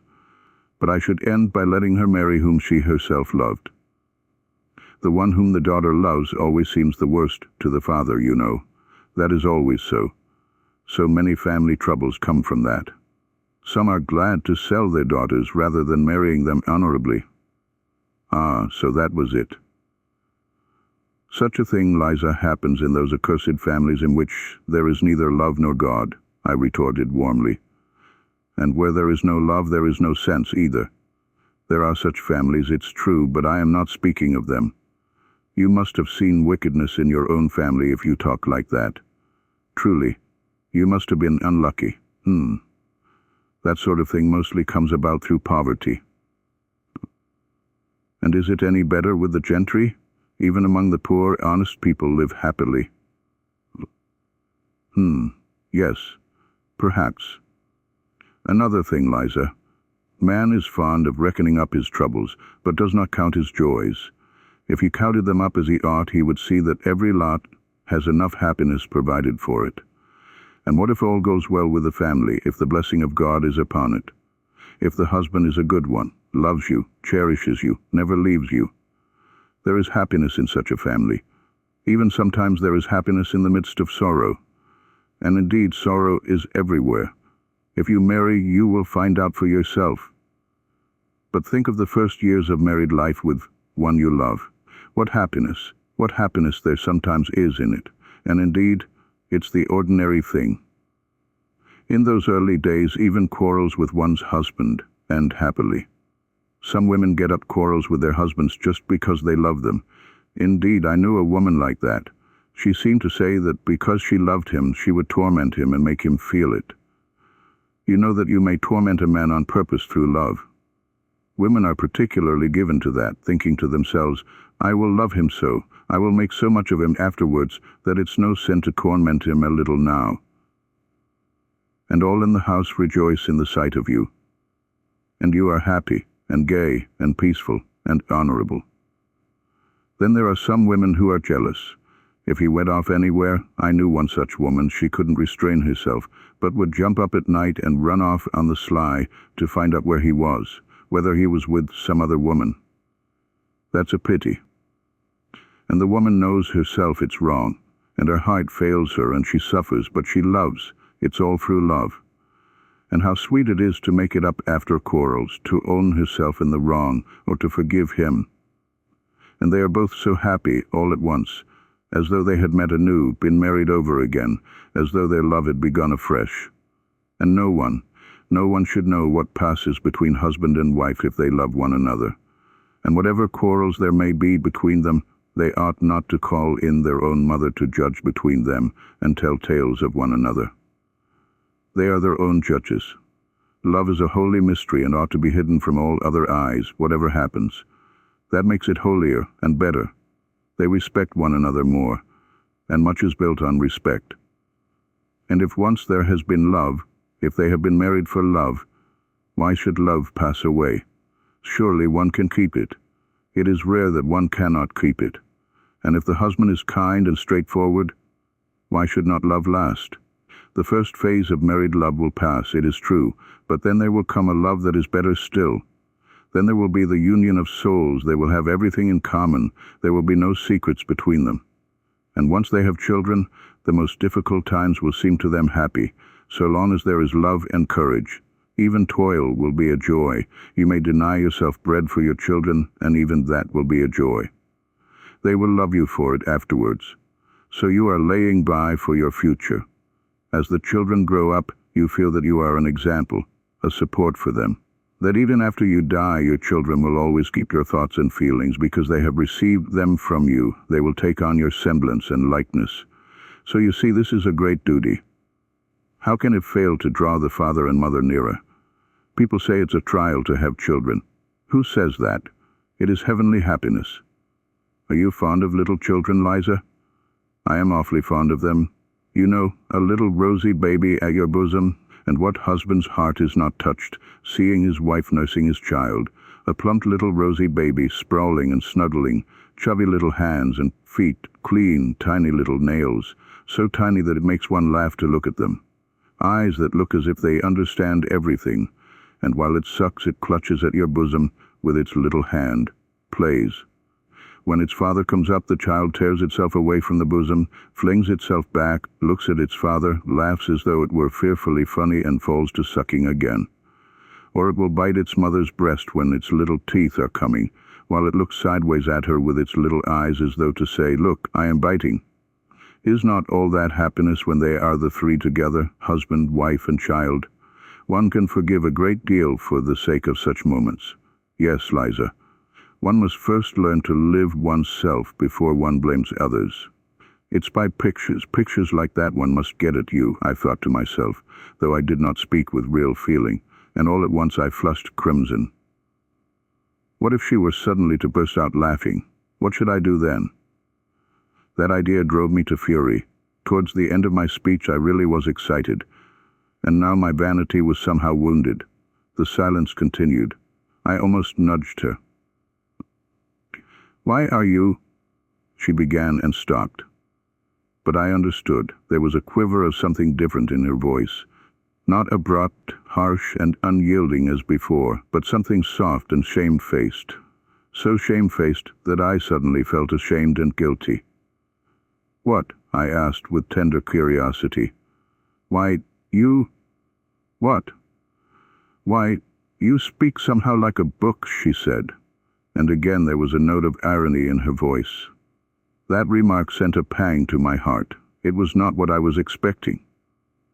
I did not understand that she was hiding her feelings under irony, that this is usually the last refuge of modest and chaste-souled people when the privacy of their soul is coarsely and intrusively invaded, and that their pride makes them refuse to surrender till the last moment and shrink from giving expression to their feelings before you.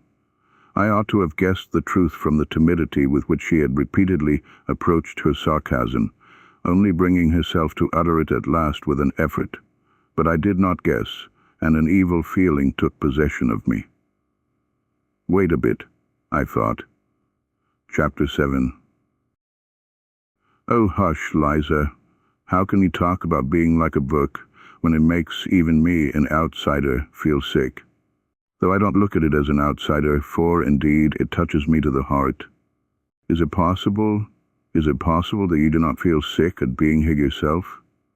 Evidently habit does wonders. God knows what habit can do with anyone. Can you seriously think that you will never grow old, that you will always be good-looking, and that they will keep you here forever and ever? I say nothing of the loathsomeness of the life here. So let me tell you this about it, about your prison life, I mean. Here, though you're young now, attractive, nice, with soul and feeling, yet you know, as soon as I came to myself just now, I felt at once sick at being here, was you. One can only come here when one is drunk.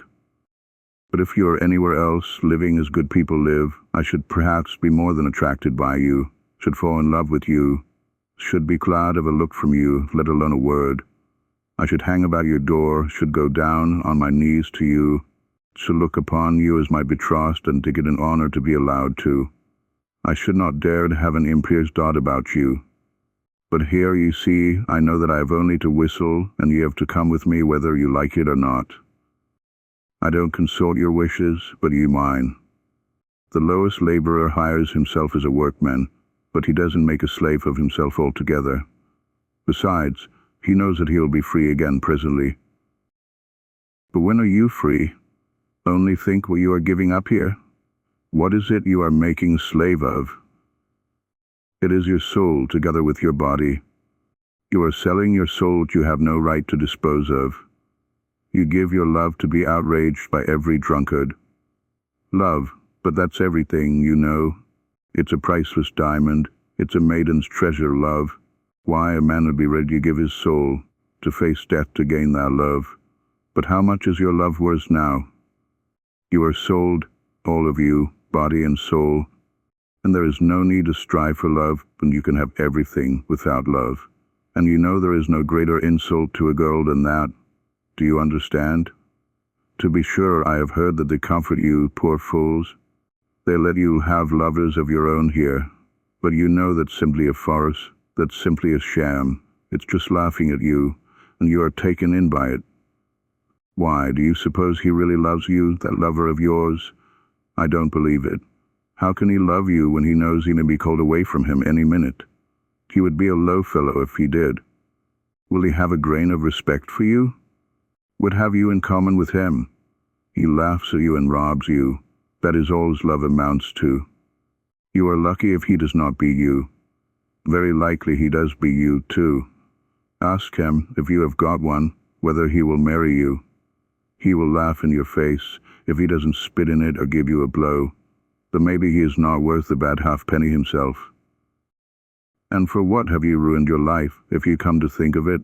For the coffee that they give you to drink and the plentiful meals? But with what object are they feeding you up? An honest girl couldn't swallow the food, but she would know what she was being fed for. You are in debt here, and, of course, you will always be in debt, and you will go on in debt to the end, till the visitors here begin to scorn you, and that will soon happen. Don't rely upon your youth, all that flies by express train here, you know. You will be kicked out, not simply kicked out. Long before that she'll begin nagging at you, scolding you, abusing you, as though you had not sacrificed your health for her, had not thrown away your youth and your soul for her benefit, but as though you had ruined her, beggared her, robbed her. And don't expect anyone to take your part. The others, your companions, will attack you, too, win her favor, for all are in slavery here, and have lost all conscience and pity here long ago. They have become utterly vile, and nothing on earth is viler, more loathsome, and more insulting than their abuse. And you are laying down everything here, unconditionally, youth and health and beauty and hope, and at 22 you will look like a woman of 35, and you will be lucky if you are not diseased, pray to God for that. No doubt you are thinking now that you have a gay time and no work to do. Yet there is no work harder or more dreadful in the world or ever has been. One would think that the heart alone would be worn out with tears, and you won't dare to say a word, not half a word, when they drive you away from here. You will go away as though you were to blame. You will change to another house, then to a third, then somewhere else, till you come down at last to the Haymarket. There you will be beaten at every turn. That is good manners there. The visitors don't know how to be friendly with that beating you. You don't believe that it is so hateful there? Go and look for yourself sometime. You can see with your own eyes. Once, one New Year's Day, I saw a woman at a door. They had turned her out as a joke to give her a taste of the frost because she had been trying so much, and they shut the door behind her. At 9 o'clock in the morning she was already quite drunk, disheveled, half naked, covered with bruises. Her face was powdered, but she had a black eye. Blood was trickling from her nose and her teeth. Some cabman had just given her a drubbing. She was sitting on the stone steps. A salt fish of some sort was in her hand. She was crying, wailing something about her luck and beating with the fish on the steps. And cabmen and drunken soldiers were crowding the doorway, taunting her.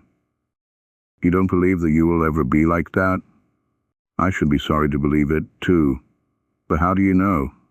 Maybe 8 years ago, that very woman with the salt fish came here fresh as a cherub. Innocent, pure, knowing no evil, blushing at every word. Perhaps she was like you, proud, ready to take offense, not like the others. Perhaps she looked like a queen and knew what happiness was in store for the man who should love her and whom she should love. Do you see how it ended?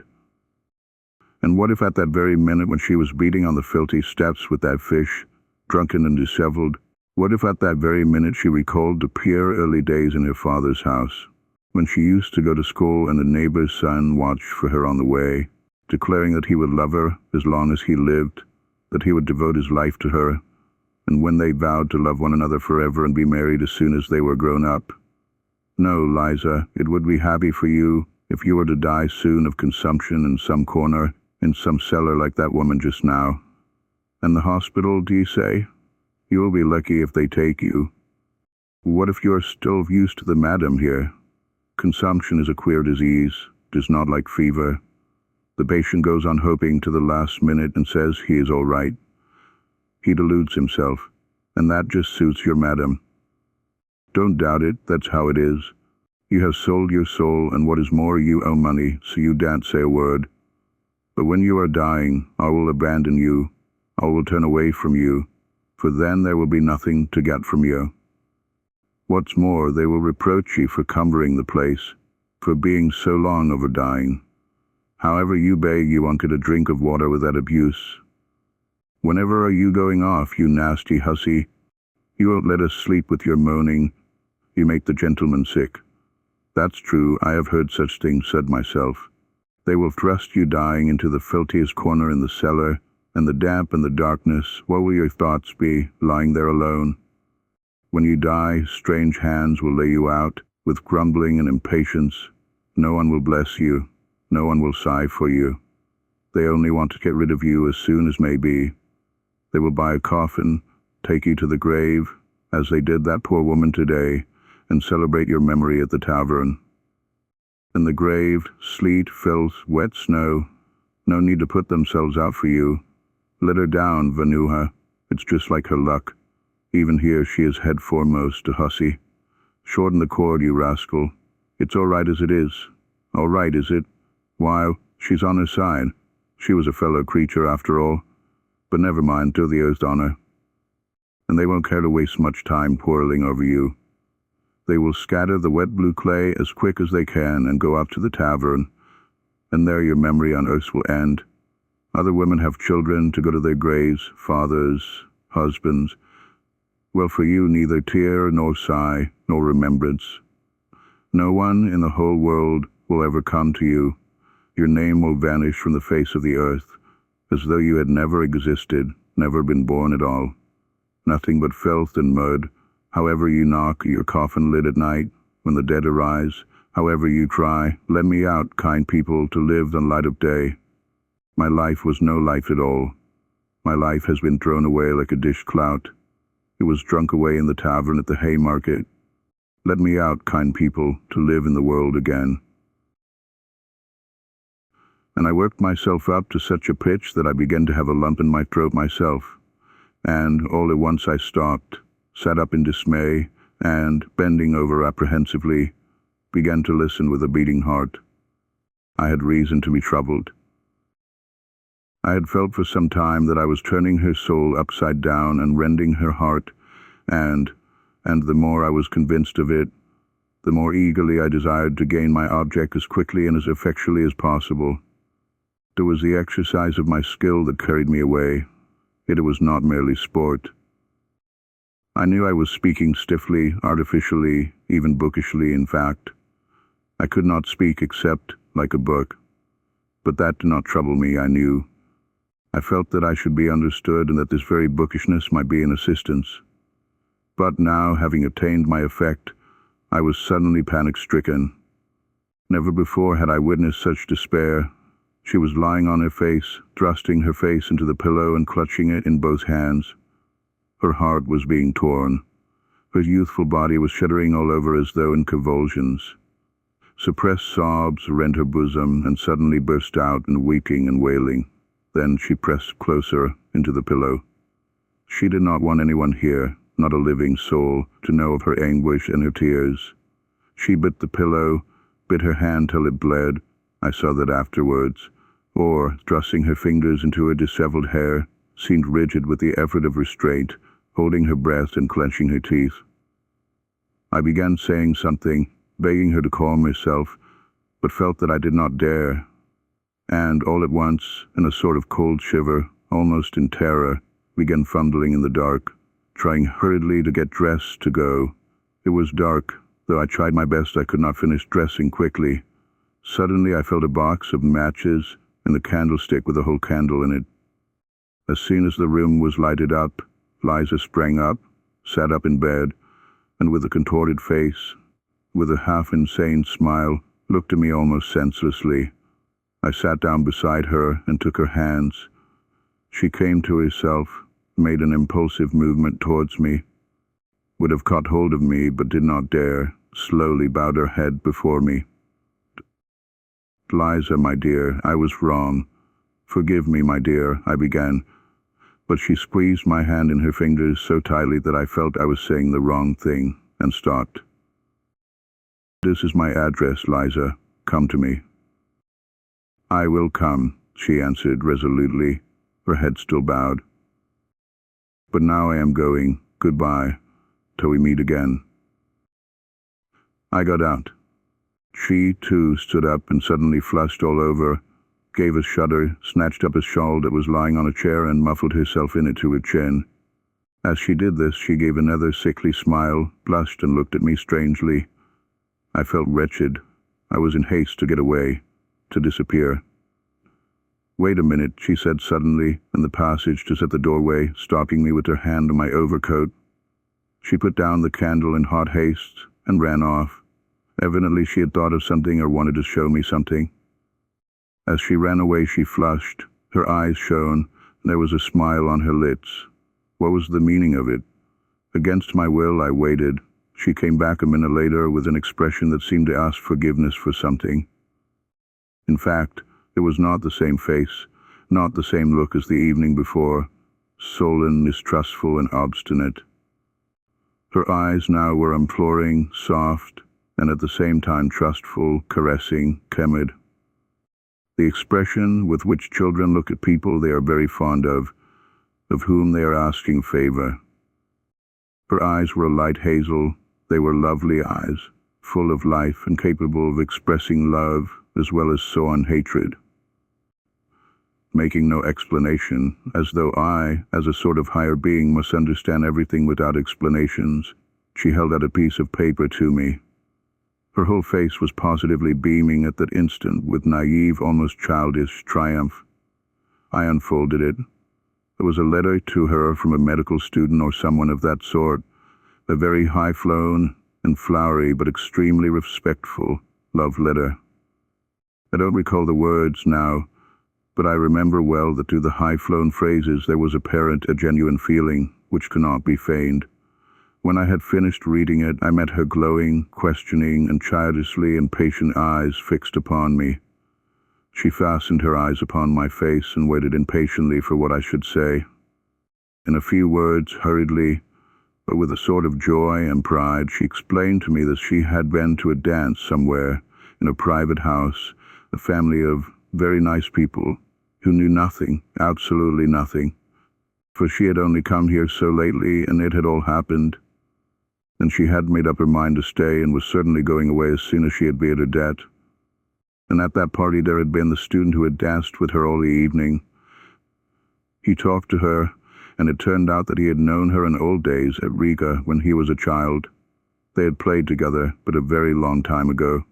And he knew her parents, but about this he knew nothing, nothing whatever, and had no suspicion. And the day after the dance, 3 days ago, he had sent her that letter to the friend with whom she had gone to the party, and, well, that was all. She dropped her shining eyes with a sort of bashfulness as she finished. The poor girl was keeping that student's letter as a precious treasure, and had run to fetch it, her only treasure, because she did not want me to go away without knowing that she, too, was honestly and genuinely loved, that she, too, was addressed respectfully. No doubt the letter was destined to lie in her box and lead to nothing. But nonetheless I am certain that she would keep it all her life as a precious treasure, as her pride and justification. And now at such a minute she had thought of that letter and brought it with naive pride to raise herself in my eyes, that I might see that I, too, might think well of her. I said nothing, pressed her hand, and went out. I so longed to get away. I walked all the way home, in spite of the fact that the melting snow was still falling in heavy flakes. I was exhausted, shattered, in bewilderment. But behind the bewilderment, the truth was already gleaming. The loathsome truth. Chapter 8. It was some time, however, before it consented to recognize that truth. Waking up in the morning after some hours of heavy leaden sleep, and immediately realizing all that had happened on the previous day, I was positively amazed at my last night's sentimentality with Liza, at all those outcries of horror and pity, to think of having such an attack of womanish hysteria. Pah, I concluded, and what did I trust my address upon her for? What if she comes? Let her come, though. It doesn't matter. But obviously that was not now the chief and most important matter. I had to make haste, and at all costs save my reputation in the eyes of Zverkov and Simonov as quickly as possible. That was the chief business, and I was so taken up that morning that I actually forgot all about Liza. First of all, I had at once to repay what I had borrowed the day before from Simonov. I resolved on a desperate measure, to borrow 15 rubles straight off from Anton Antonitch. As luck would have it, he was in the best of humors that morning, and gave it to me at once, on the first asking. I was so delighted at this that, as I signed the IOU with a swaggering air, I told him casually that the night before I had been keeping it up with some friends at the Hotel de Paris. We were giving a farewell party to a comrade, in fact, I might say a friend of my childhood, and you know, a desperate rake, fearfully spoilt. Of course he belongs to a good family, and has considerable means, a brilliant career. He is witty, charming, a regular Lovelace, you understand. We drank an extra half-dozen, and it went off all right. All this was uttered very easily, unconstrainedly, and complacently. On reaching home, I promptly wrote to Simonov. To this hour I am lost in admiration when I recall the truly gentlemanly, good-humored, candid tone of my letter. With tact and good breeding, and above all, entirely without superfluous words, I blamed myself for all that had happened. I defended myself, if I really may be allowed to defend myself, by alleging that being utterly unaccustomed to wine, I had been intoxicated with the first glass, which I said I had drunk before they arrived, while I was waiting for them at the Hôtel de Paris, between 5 and 6 o'clock. Had begged Simonov's pardon, especially. I asked him to convey my explanations to all the others, especially to Zverkov, whom I seemed to remember as though in a dream I had insulted. I added that I would have called upon all of them myself, but my head ached, and besides I had not the face to. I was particularly pleased with a certain lightness, almost carelessness, strictly within the bounds of politeness, however, which was apparent in my style, and better than any possible arguments, gave them at once to understand that I took rather an independent view of all that unpleasantness last night, that I was by no means so utterly crushed as you, my friends, probably imagine, but on the contrary, looked upon it as a gentleman serenely respecting himself should look upon it. On a young hero's past, no censure is cast. There is actually an aristocratic playfulness about it, I thought admiringly, as I read over the letter, and it's all because I am an intellectual and cultivated man. Another man in my place would not have known how to extricate himself, but here I have got out of it and am as jolly as ever again, and all because I am a cultivated and educated man of our day. And indeed, perhaps everything was due to the wine yesterday. Pears. No, it was not the wine. I did not drink anything at all between 5 and 6, when I was waiting for them. I had lied to Simonov. I had lied shamelessly. And indeed, I wasn't ashamed now. Hang it all, though, the great thing was that I was rid of it. I put 6 rubles in the letter, sealed it up, and asked Apollon to take it to Simonov. When he learned that there was money in the letter, Apollon became more respectful and agreed to take it. Towards evening, I went out for a walk. My head was still aching and giddy after yesterday, but as evening came on and the twilight grew denser, my impressions, and, following them, my thoughts, grew more and more different and confused. Something was not dead within me. In the depths of my heart and conscience, it would not die, and it showed itself in acute depression. For the most part, I jostled my way to the most crowded business streets, along Myaschansky Street, along Sadovy Street, in an Yusupov garden. I always liked particularly sauntering along these streets in the dust, just when there were crowds of working people of all sorts, going home from their daily work, with faces looking cross with anxiety. What I liked was just that cheap bustle, that barren prose. On this occasion the jostling of the streets irritated me more than ever. I could not make out what was wrong with me. I could not find the clue. Something seemed rising up continually in my soul, painfully, and refusing to be appeased. I returned home completely upset. It was just as though some crime were lying on my conscience. The thought that Liza was coming worried me continually. It seemed queer to me that of all my recollections of yesterday, this tormented me, as it were, especially, as it were, quite separately. Everything else I had quite succeeded in forgetting by the evening. I dismissed it all and was still perfectly satisfied with my letter to Simonov. But on this point I was not satisfied at all. It was as though I were worried only by Liza. What if she comes, I thought incessantly. Well, it doesn't matter, let her come. Good.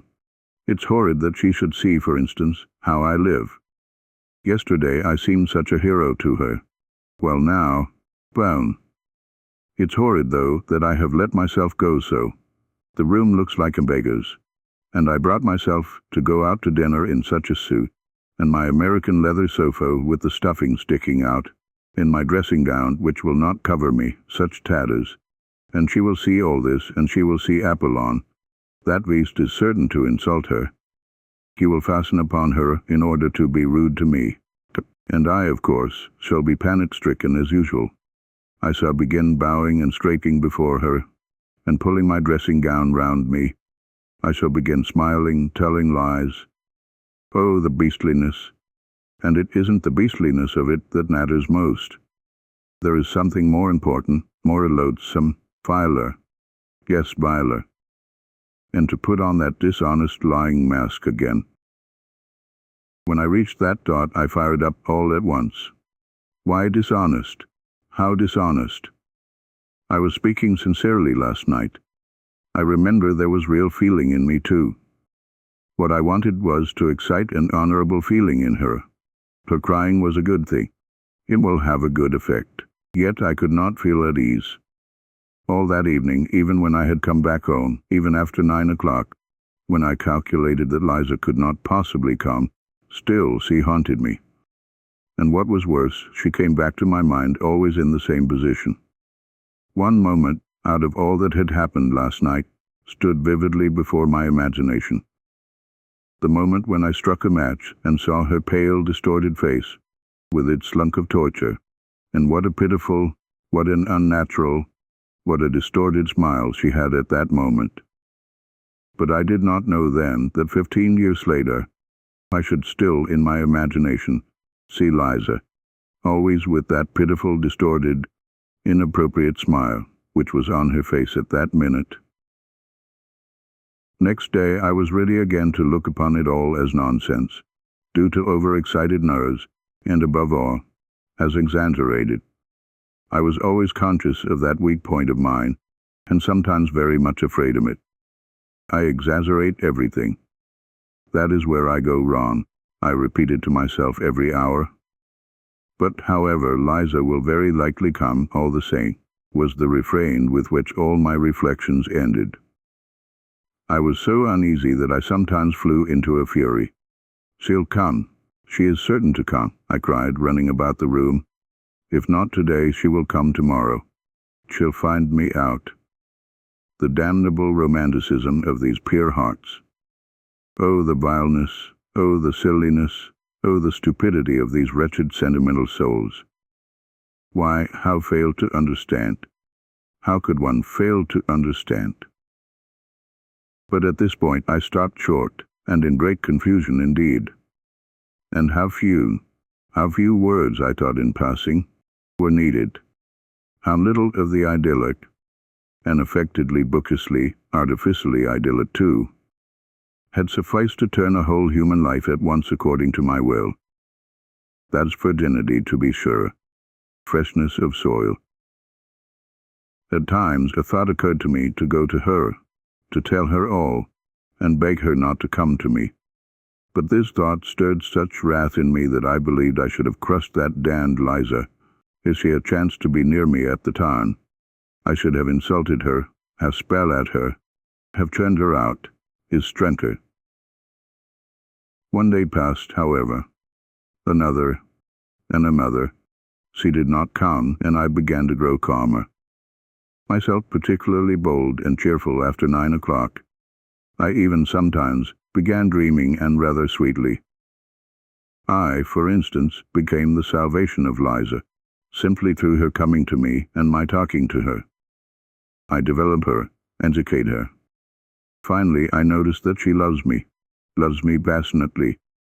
I pretend not to understand. I don't know, however, why I pretend, just for effect, perhaps. At last, all confusion, transfigured, trembling and sobbing, she flings herself at my feet and says that I am her savior, and that she loves me better than anything in the world. I am amazed, but, Liza, I say, can you imagine that I have not noticed your love? I saw it all. I divined it. But I did not dare to approach you first, because I had an influence over you, and was afraid that you would force yourself, from gratitude, to respond to my love, would try to rouse in your heart a feeling which was perhaps absent. And I did not wish that, because it would be tyranny, it would be indelicate. In short, I launch off at that point into European, inexplicably lofty subtleties a la George Sand. But now you are mine. You are my creation. You are pure. You are good. You are my noble wife. Into my house come bold and free, its rightful mistress there to be. Then we begin living together, go abroad, and so on, and so on. In fact, in the end it seemed vulgar to me myself, and I began putting out my tongue at myself. Designs, they won't let her out, that I see, I thought. They don't let them go out very readily, especially in the evening. For some reason I fancied she would come in the evening, and at 7 o'clock precisely. Though she did say she was not altogether a slave there yet, and had certain rights. So, fine. Damn it all. She will come, she is sure to come. It was a good thing, in fact, that Apollon distracted my attention at that time by his rudeness. He drove me beyond all patience. He was the bane of my life, the curse laid upon me by Providence. We had been squabbling continually for years, and I hated him. My God, how I hated him. I believe I had never hated anyone in my life as I hated him, especially at some moments. He was an elderly, dignified man who worked part of his time as a tailor, but for some unknown reason he despised me beyond all measure, and looked down upon me insufferably, though indeed he looked down upon everyone. Simply to glance at that flaxen, smoothly brushed head, at the tuft of hair he combed up on his forehead, and oiled with sunflower oil, at that dignified mouth, compressed into the shape of the letter V, made one feel one was confronting a man who'd never doubted of himself. He was a pedant to the most extreme point, the greatest pedant I had met on earth, and with that had a vanity only befitting Alexander of Macedon. He was in love with every button on his coat, every nail on his fingers, absolutely in love with him, and he looked it. In his behavior to me he was a perfect tyrant.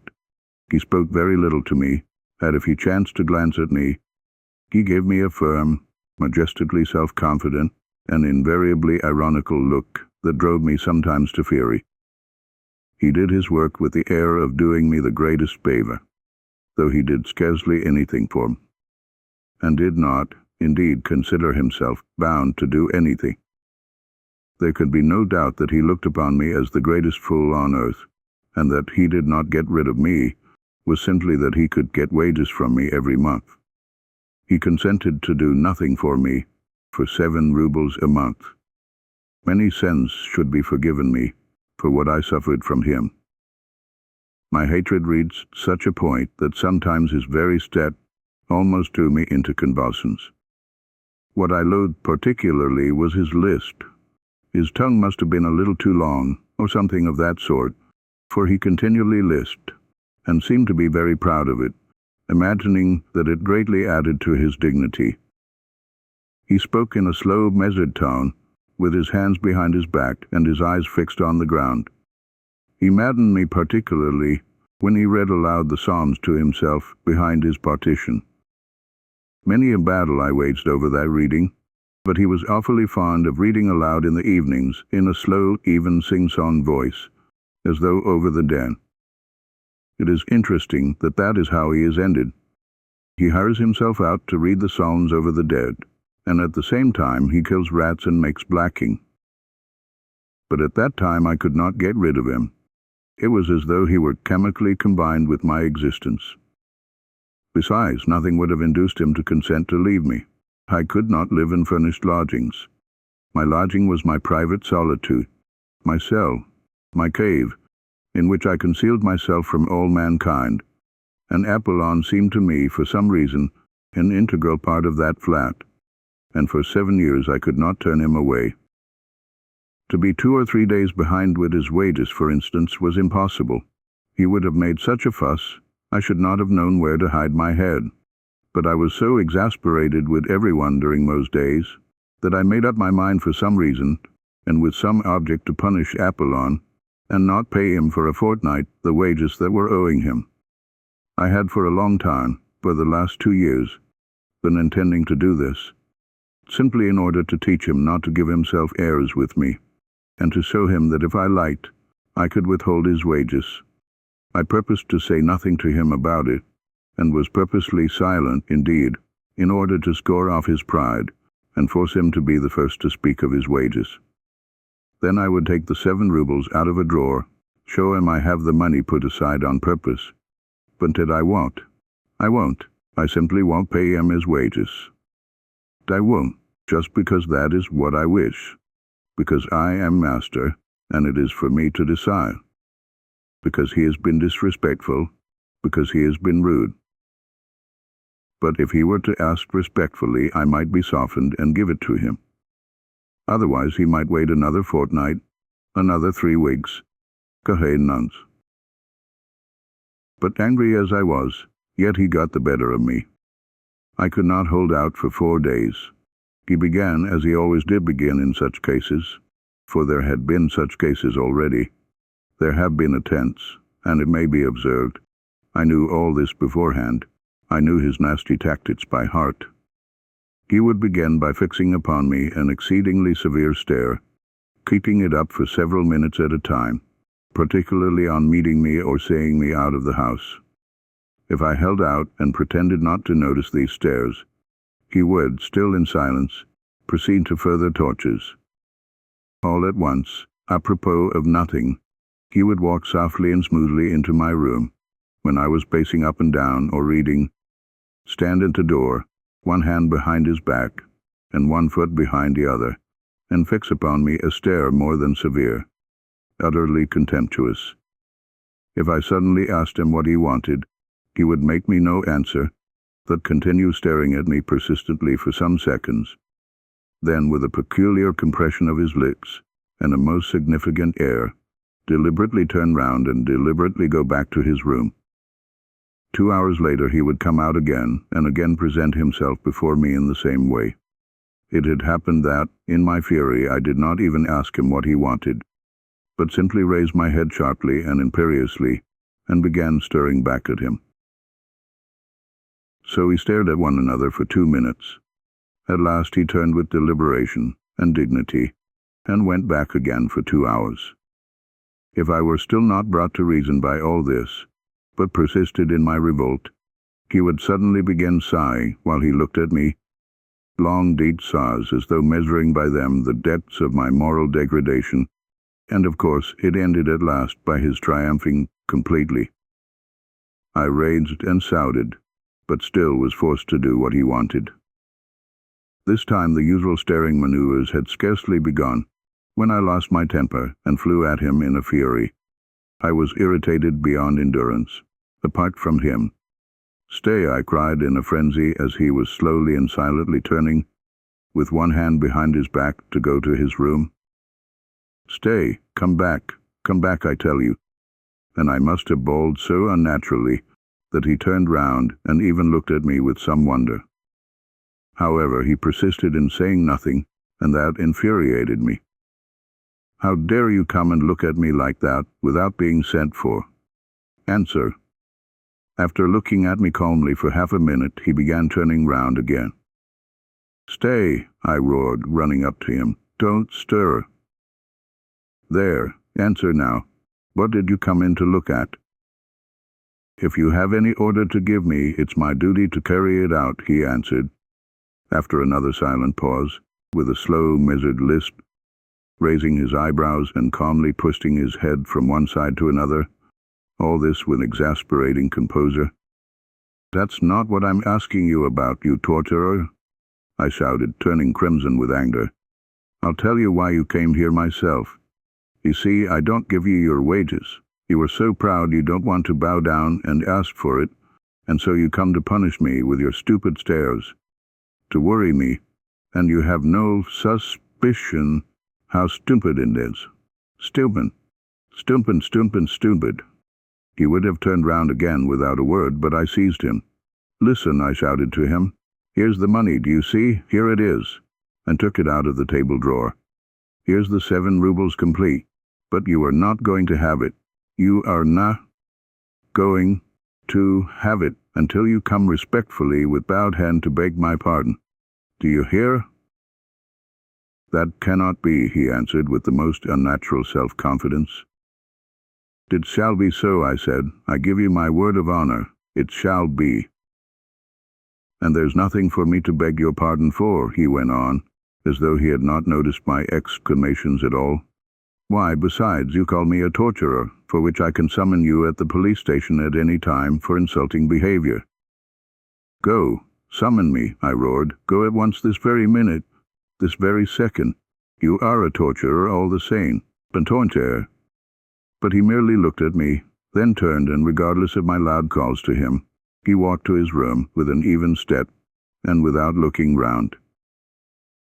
If it had not been for Liza, nothing of this would have happened, I decided inwardly. Then, after waiting a minute, I went myself behind his screen with a dignified and solemn air, though my heart was beating slowly and violently.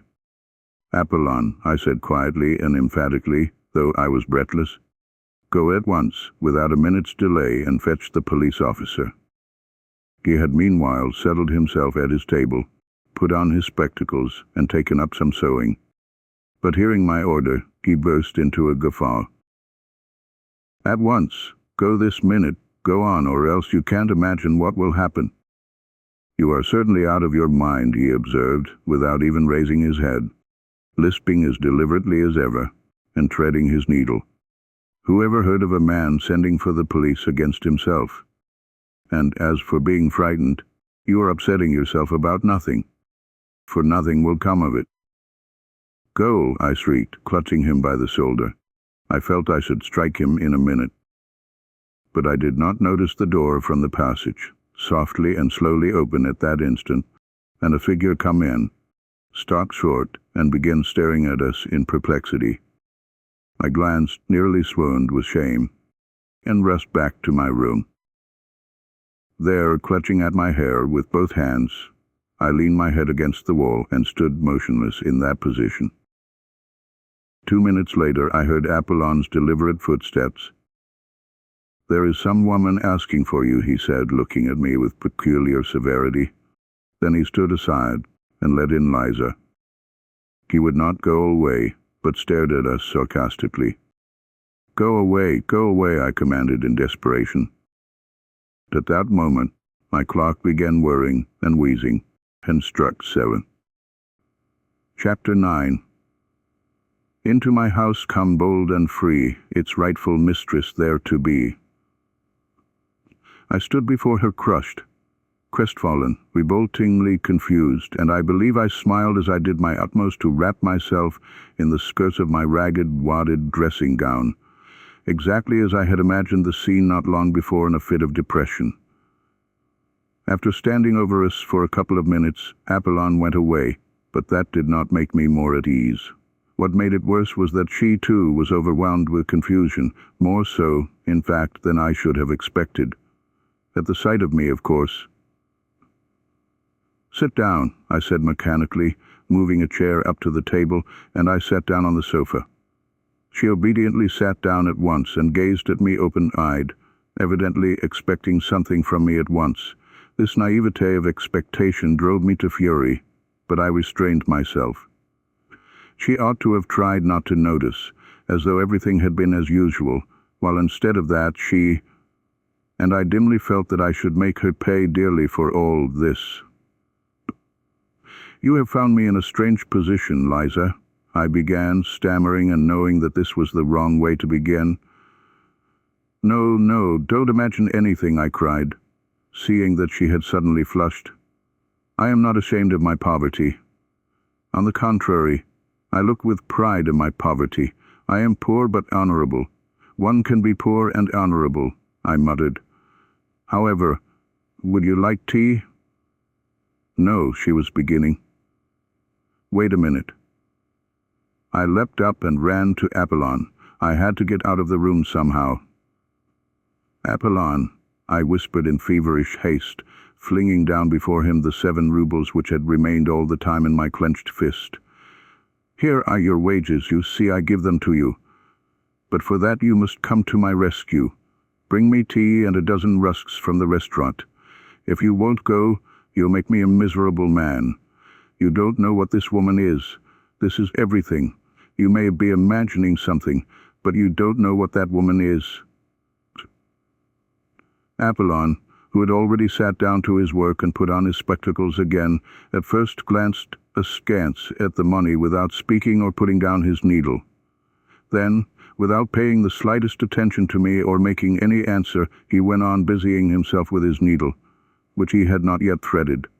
I waited before him for 3 minutes with my arms crossed à la Napoleon. My temples were moist with sweat. I was pale, I felt it. But thank God he must have been moved to pity looking at me.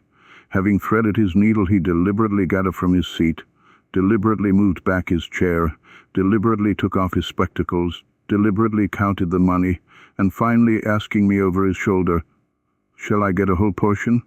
deliberately walked out of the room. As I was going back to Liza, the thought occurred to me on the way. Shouldn't I run away just as I was in my dressing gown, no matter where, and then let happen what would? I sat down again. She looked at me uneasily. For some minutes we were silent. "I will kill him," I shouted suddenly, striking the table with my fist so that the ink spurted out of the inkstand. "What are you saying?" she cried, starting. "I will kill him," I shrieked, suddenly striking the table in absolute frenzy, and at the same time fully understanding how stupid it was to be in such a frenzy. "You don't know, Liza, what that torturer is to me. He is my torturer. He is gone now to fetch some rusts. And suddenly I burst into tears. It was an hysterical attack. How ashamed I felt in the midst of my sobs, but still I could not restrain them. She was frightened. "What is the matter? What is wrong?" she cried, fussing about me. "Water, give me water, over there," I muttered in a faint voice, though I was inwardly conscious that I could have got on very well without water, and without muttering in a faint voice. But I was what is called putting it on, to save appearances, though the attack was a genuine one. She gave me water, looking at me in bewilderment. At that moment, Apollon brought in the tea. It suddenly seemed to me that this commonplace, prosaic tea was horribly undignified and paltry after all that had happened, and I blushed crimson. Liza looked at Apollon with positive alarm. He went out without a glance at either of us. "Liza, do you despise me?" I asked, looking at her fixedly, trembling with impatience to know what she was thinking. She was confused and did not know what to answer. "Drink your tea," I said to her angrily. I was angry with myself, but of course it was she who would have to pay for it. A horrible spite against her suddenly surged up in my heart. I believe I could have killed her. To revenge myself on her, I swore inwardly not to say a word to her all the time. She is the cause of it all, I thought. Our silence lasted for 5 minutes. The tea stood on the table. We did not touch it. I had got to the point of purposely refraining from beginning in order to embarrass her further. It was awkward for her to begin alone. Several times she glanced at me with mournful perplexity. I was obstinately silent. I was, of course, myself the chief sufferer, because I was fully conscious of the disgusting meanness of my spiteful stupidity, and yet at the same time I could not restrain myself. "I want to get away from there altogether," she began to break the silence in some way, but poor girl, that was just what she ought not to have spoken about at such a stupid moment to a man so stupid as I was. My heart positively ached with pity for her tactless and unnecessary straightforwardness, but something hideous at once stifled all compassion in me. It even provoked me to greater venom. I did not care what happened. Another 5 minutes passed. "Perhaps I am in your way," she began timidly, hardly audibly, and was getting up. But as soon as I saw this first impulse of wounded dignity, I positively trembled with spite, and at once burst out. "Why have you come to me? Tell me that, please," I began, gasping for breath and regardless of logical connection in my words. I longed to have it all out at once, at one burst. I did not even trouble how to begin. "Why have you come? Answer, answer," I cried, hardly knowing what I was doing. "I'll tell you, my good girl, why you have come. You've come because I talked sentimental stuff to you then. So now you are soft as butter and longing for fine sentiments again. So you may as well know that I was laughing at you then. And I am laughing at you now. Why are you shuddering? Yes, I was laughing at you. I had been insulted just before at dinner by the fellows who came that evening before me. I came to you meaning to thrash one of them, an officer, but I didn't succeed. I didn't find him. I had to avenge the insult on someone to get back my own again. You turned up. I vented my spleen on you and laughed at you. I had been humiliated, so I wanted to humiliate. I had been treated like a rag, so I wanted to show my power. That's what it was, and you imagined I had come there on purpose to save you. Yes? You imagined that? You imagined that? I knew that she would perhaps be muddled and not take it all in exactly, but I knew too that she would grasp the gist of it very well indeed. And so indeed she did. She turned white as a handkerchief, tried to say something, and her lips worked painfully, but she sank on a chair as though she had been felled by an axe, and all the time afterwards she listened to me with her lips parted and her eyes wide open, shuddering with awful terror. The cynicism of my words overwhelmed her. "Save you," I went on, jumping up from my chair and running up and down the room before her. "Save you from what? But perhaps I am worse than you myself. Why didn't you throw it in my teeth when I was giving you that sermon? But what did you come here yourself for? Was it to read us a sermon? Power. Power was what I wanted then. Sport was what I wanted. I wanted to wring out your tears, your humiliation, your hysteria. That was what I wanted then. Of course, I couldn't keep it up then because I am a wretched creature. I was frightened, and the devil knows why, gave you my address in my folly. Afterwards, before I got home, I was cursing and swearing at you because of that address. I hated you already because of the lies I had told you, because I only liked playing with words, only dreaming. But do you know, what I really want is that you should all go to hell. That is what I want. I want peace. Yes, I'd sell the whole world for a farthing, straight off, so long as I was left in peace. Is the world to go to pot, or am I to go without my tea? I say that the world may go to pot for me as long as I always get my tea. Did you know that, or not? Well, anyway, I know that I am a blackguard, a scoundrel, an egoist, a sluggard. Here I have been shuddering for the last 3 days at the thought of your coming, and you know what has worried me particularly for these 3 days? That I posed as such a hero to you, and now you would see me in a wretched torn dressing gown, beggarly, loathsome.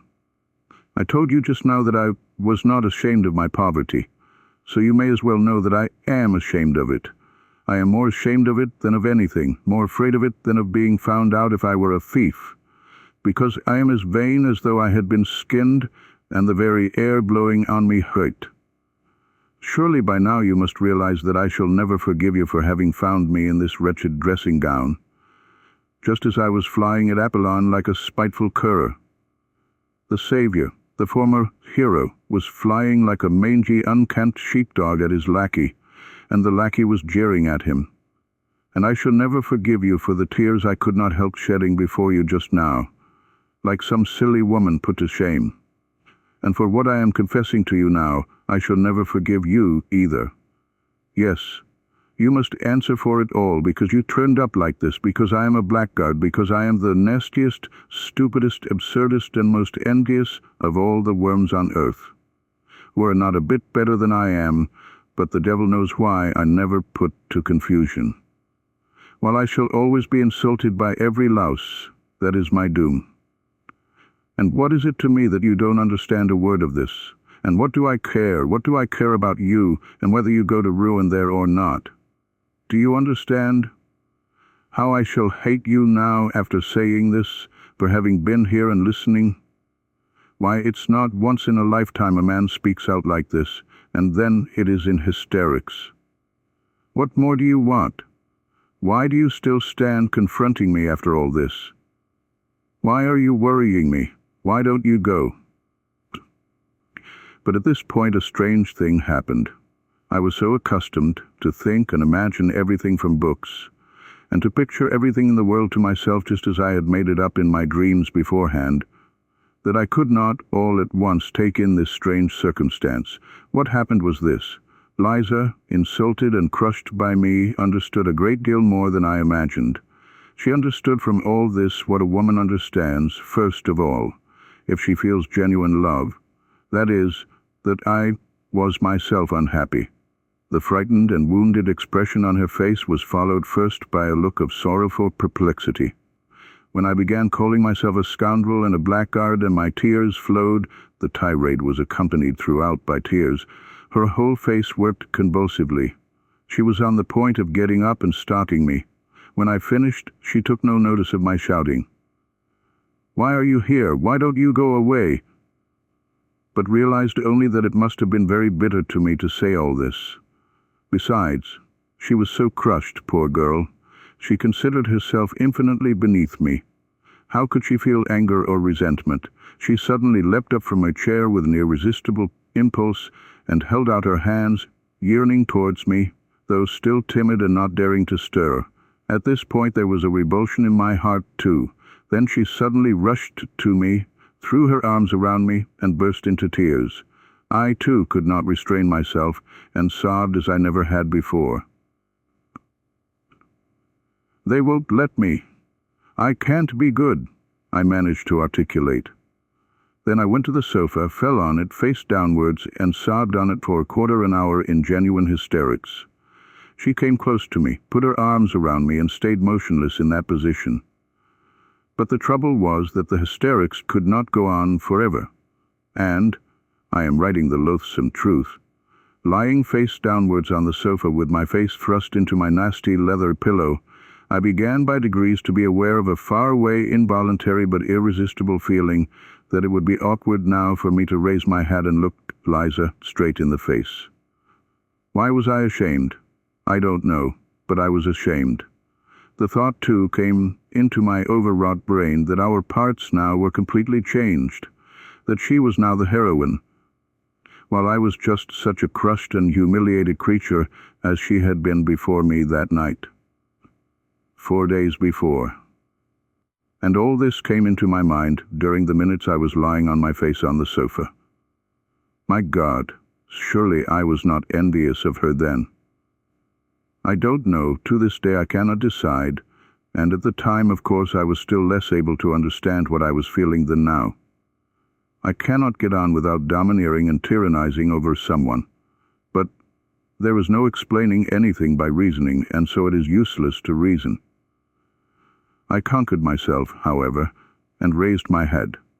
I had to do so sooner or later, and I am convinced, to this day, that it was just because I was ashamed to look at her that another feeling was suddenly kindled and flamed up in my heart, a feeling of mastery and possession. My eyes gleamed with passion, and I gripped her hands tightly. How I hated her, and how I was drawn to her at that minute. The one feeling intensified the other. It was almost like an act of vengeance. At first, there was a look of amazement, even of terror, on her face, but only for one instant. She warmly and rapturously embraced me. End of Chapter 9.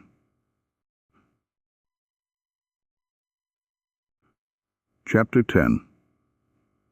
A quarter of an hour later, I was rushing up and down the room in frenzied impatience. From minute to minute, I went up to the screen and peeped through the crack at Liza. She was sitting on the ground with her head leaning against the bed and must have been crying. But she did not go away, and that irritated me. This time she understood it all. I had insulted her finally, but there's no need to describe it.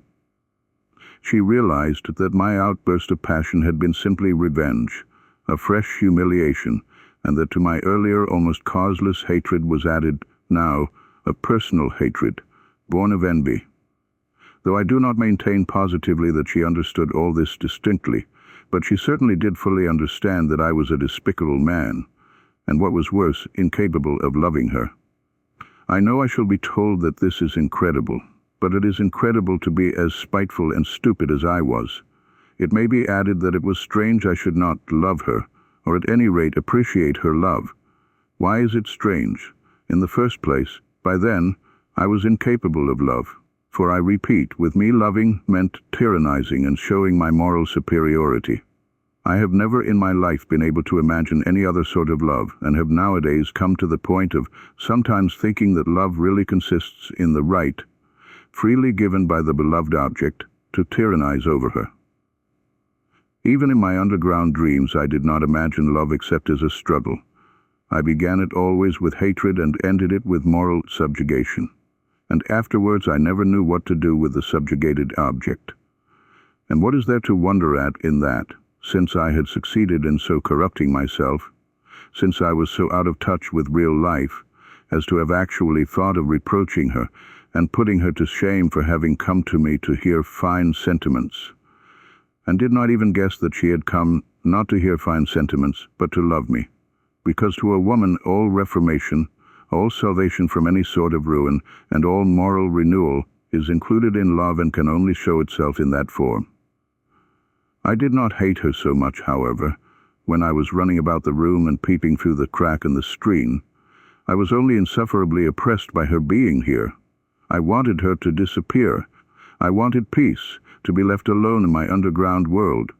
Real life oppressed me with its novelty so much that I could hardly breathe. But several minutes passed and she still remained, without stirring, as though she were unconscious. I had the shamelessness to tap softly at the screen, as though to remind her. She started, sprang up, and flew to seek her kerchief, her hat, her coat, as though making her escape from me. 2 minutes later she came from behind the screen and looked with heavy eyes at me. I gave a spiteful grin, which was forced, however, to keep up appearances, and I turned away from her eyes. "Goodbye," she said, going towards the door. I ran up to her, seized her hand, opened it, thrust something in it and closed it again. Then I turned it once and dashed away in haste to the other corner of the room to avoid seeing. Anyway, I did mean a moment since to tell a lie, to write that I did this accidentally, not knowing what I was doing through foolishness, through losing my hat. But I don't want to lie, and so I will say straight out that I opened her hand and put the money in it, from spite. It came into my head to do this while I was running up and down the room and she was sitting behind the screen. But this I can say for certain. Though I did that cruel thing purposely, it was not an impulse from the heart, but came from my evil brain. This cruelty was so affected, so purposely made out, so completely a product of the brain, of books, that I could not even keep it up a minute. First I dashed away to avoid seeing her, and then in shame and despair rushed after Liza. I opened the door in the passage and began listening. "Liza, Liza," I cried on the stairs, but in a low voice, not boldly. There was no answer, but I fancied I heard her footsteps, lower down on the stairs. "Liza," I cried more loudly. No answer, but at that minute I heard the stiff outer glass door open heavily with a creak and slam violently. The sound echoed up the stairs. She had gone. I went back to my room in hesitation. I felt horribly oppressed. I stood still at the table, beside the chair on which she had sat, and looked aimlessly before me. A minute passed. Suddenly I started. Straight before me on the table I saw a crumpled, blue, 5-ruble note, the one I had thrust into her hand a minute before. It was the same note. It could be no other. There was no other in the flat.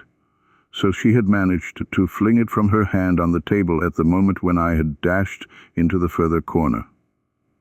Well, I might have expected that she would do that. Might I have expected it? No. I was such an egoist.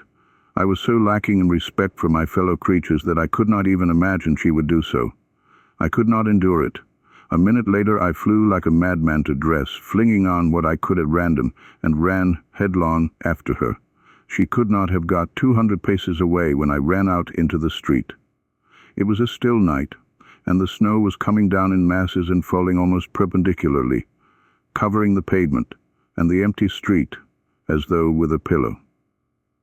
There was no one in the street. No sound was to be heard. The street lamps gave a disconsolate and useless glimmer. I ran 200 paces to the crossroads and stopped short. Where had she gone? And why was I running after her? Why? To fall down before her, to sob with remorse, to kiss her feet, to entreat her forgiveness. I longed for that. My whole breast was being rent to pieces, and never, never shall I recall that minute with indifference. But what for? I thought. Should I not begin to hate her, perhaps even tomorrow, just because I had kissed her feet today? Should I give her happiness? Had I not recognized that day, for the 100th time, what I was worth? Should I not torture her? I stood in the snow, gazing into the troubled darkness, and pondered this. And will it not be better, I mused fantastically afterwards at home, stifling the living pang of my heart with fantastic dreams. Will it not be better that she should keep the resentment of the insult forever? Resentment. Why, it is purification. It is a most stinging and painful consciousness. Tomorrow I should have defiled her soul and have exhausted her heart, while now the feeling of insult will never die in her heart, and however loathsome the filth awaiting her, the feeling of insult will elevate and purify her. By hatred. Perhaps too by forgiveness. Will all that make things easier for her, though? And, indeed, I will ask on my own account here an idle question. Which is better, cheap happiness or exalted sufferings? Well, which is better? So I dreamed as I sat at home that evening, almost dead with the pain in my soul. Never had I endured such suffering and remorse, yet could there have been the faintest doubt when I ran out from my lodging that I should turn back halfway? I never met Liza again, and I have heard nothing of her. I will add, too, that I remained for a long time afterwards pleased with the phrase about the benefit from resentment and hatred, in spite of the fact that I almost fell ill from misery. Even now, so many years later, all this is somehow a very evil memory. I have many evil memories now, but hadn't I better end my notes here? I believe I made a mistake in beginning to write them. Anyway, I have felt ashamed all the time I've been writing this story, so it's hardly literature so much as a corrective punishment. Why, to tell long stories showing how I have spoiled my life through morally rotting in my corner, to lack of fitting environment, through divorce from real life and rankling spite in my underground world, would certainly not be interesting. A novel needs a hero, and all the traits for an anti-hero are expressly gathered together here. And what matters most, it all produces an unpleasant impression, for we are all divorced from life. We are all cripples, every one of us more or less. We are so divorced from it that we feel at once a sort of loathing for real life, and so cannot bear to be reminded of it. Why, we have come almost to looking upon real life as an effort, almost as hard work, and we are all privately agreed that it is better in books. And why do we fuss and fume sometimes? Why are we perverse and ask for something else? We don't know what ourselves. It would be the worse for us if our petulant prayers were answered. Come, try, give any one of us, for instance, a little more independence. Untie our hands, widen the spheres of our activity, relax the control, and we, yes, I assure you, we should be begging to be under control again at once. I know that you will very likely be angry with me for that, and will begin shouting and stamping.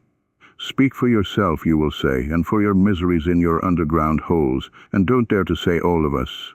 Excuse me, gentlemen, I am not justifying myself with that all of us.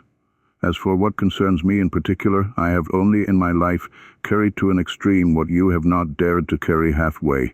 And what's more, you have taken your cowardice for good sense, and have found comfort in deceiving yourselves.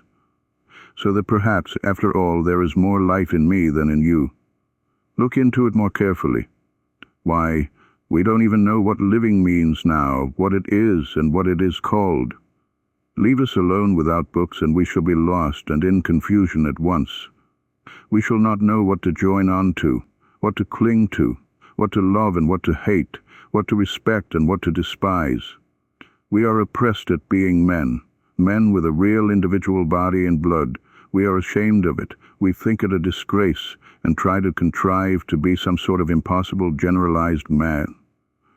We are stillborn, and for generations past have been begotten, not by living fathers, and that suits us better and better. We are developing a taste for it. Soon we shall contrive to be born somehow from an idea.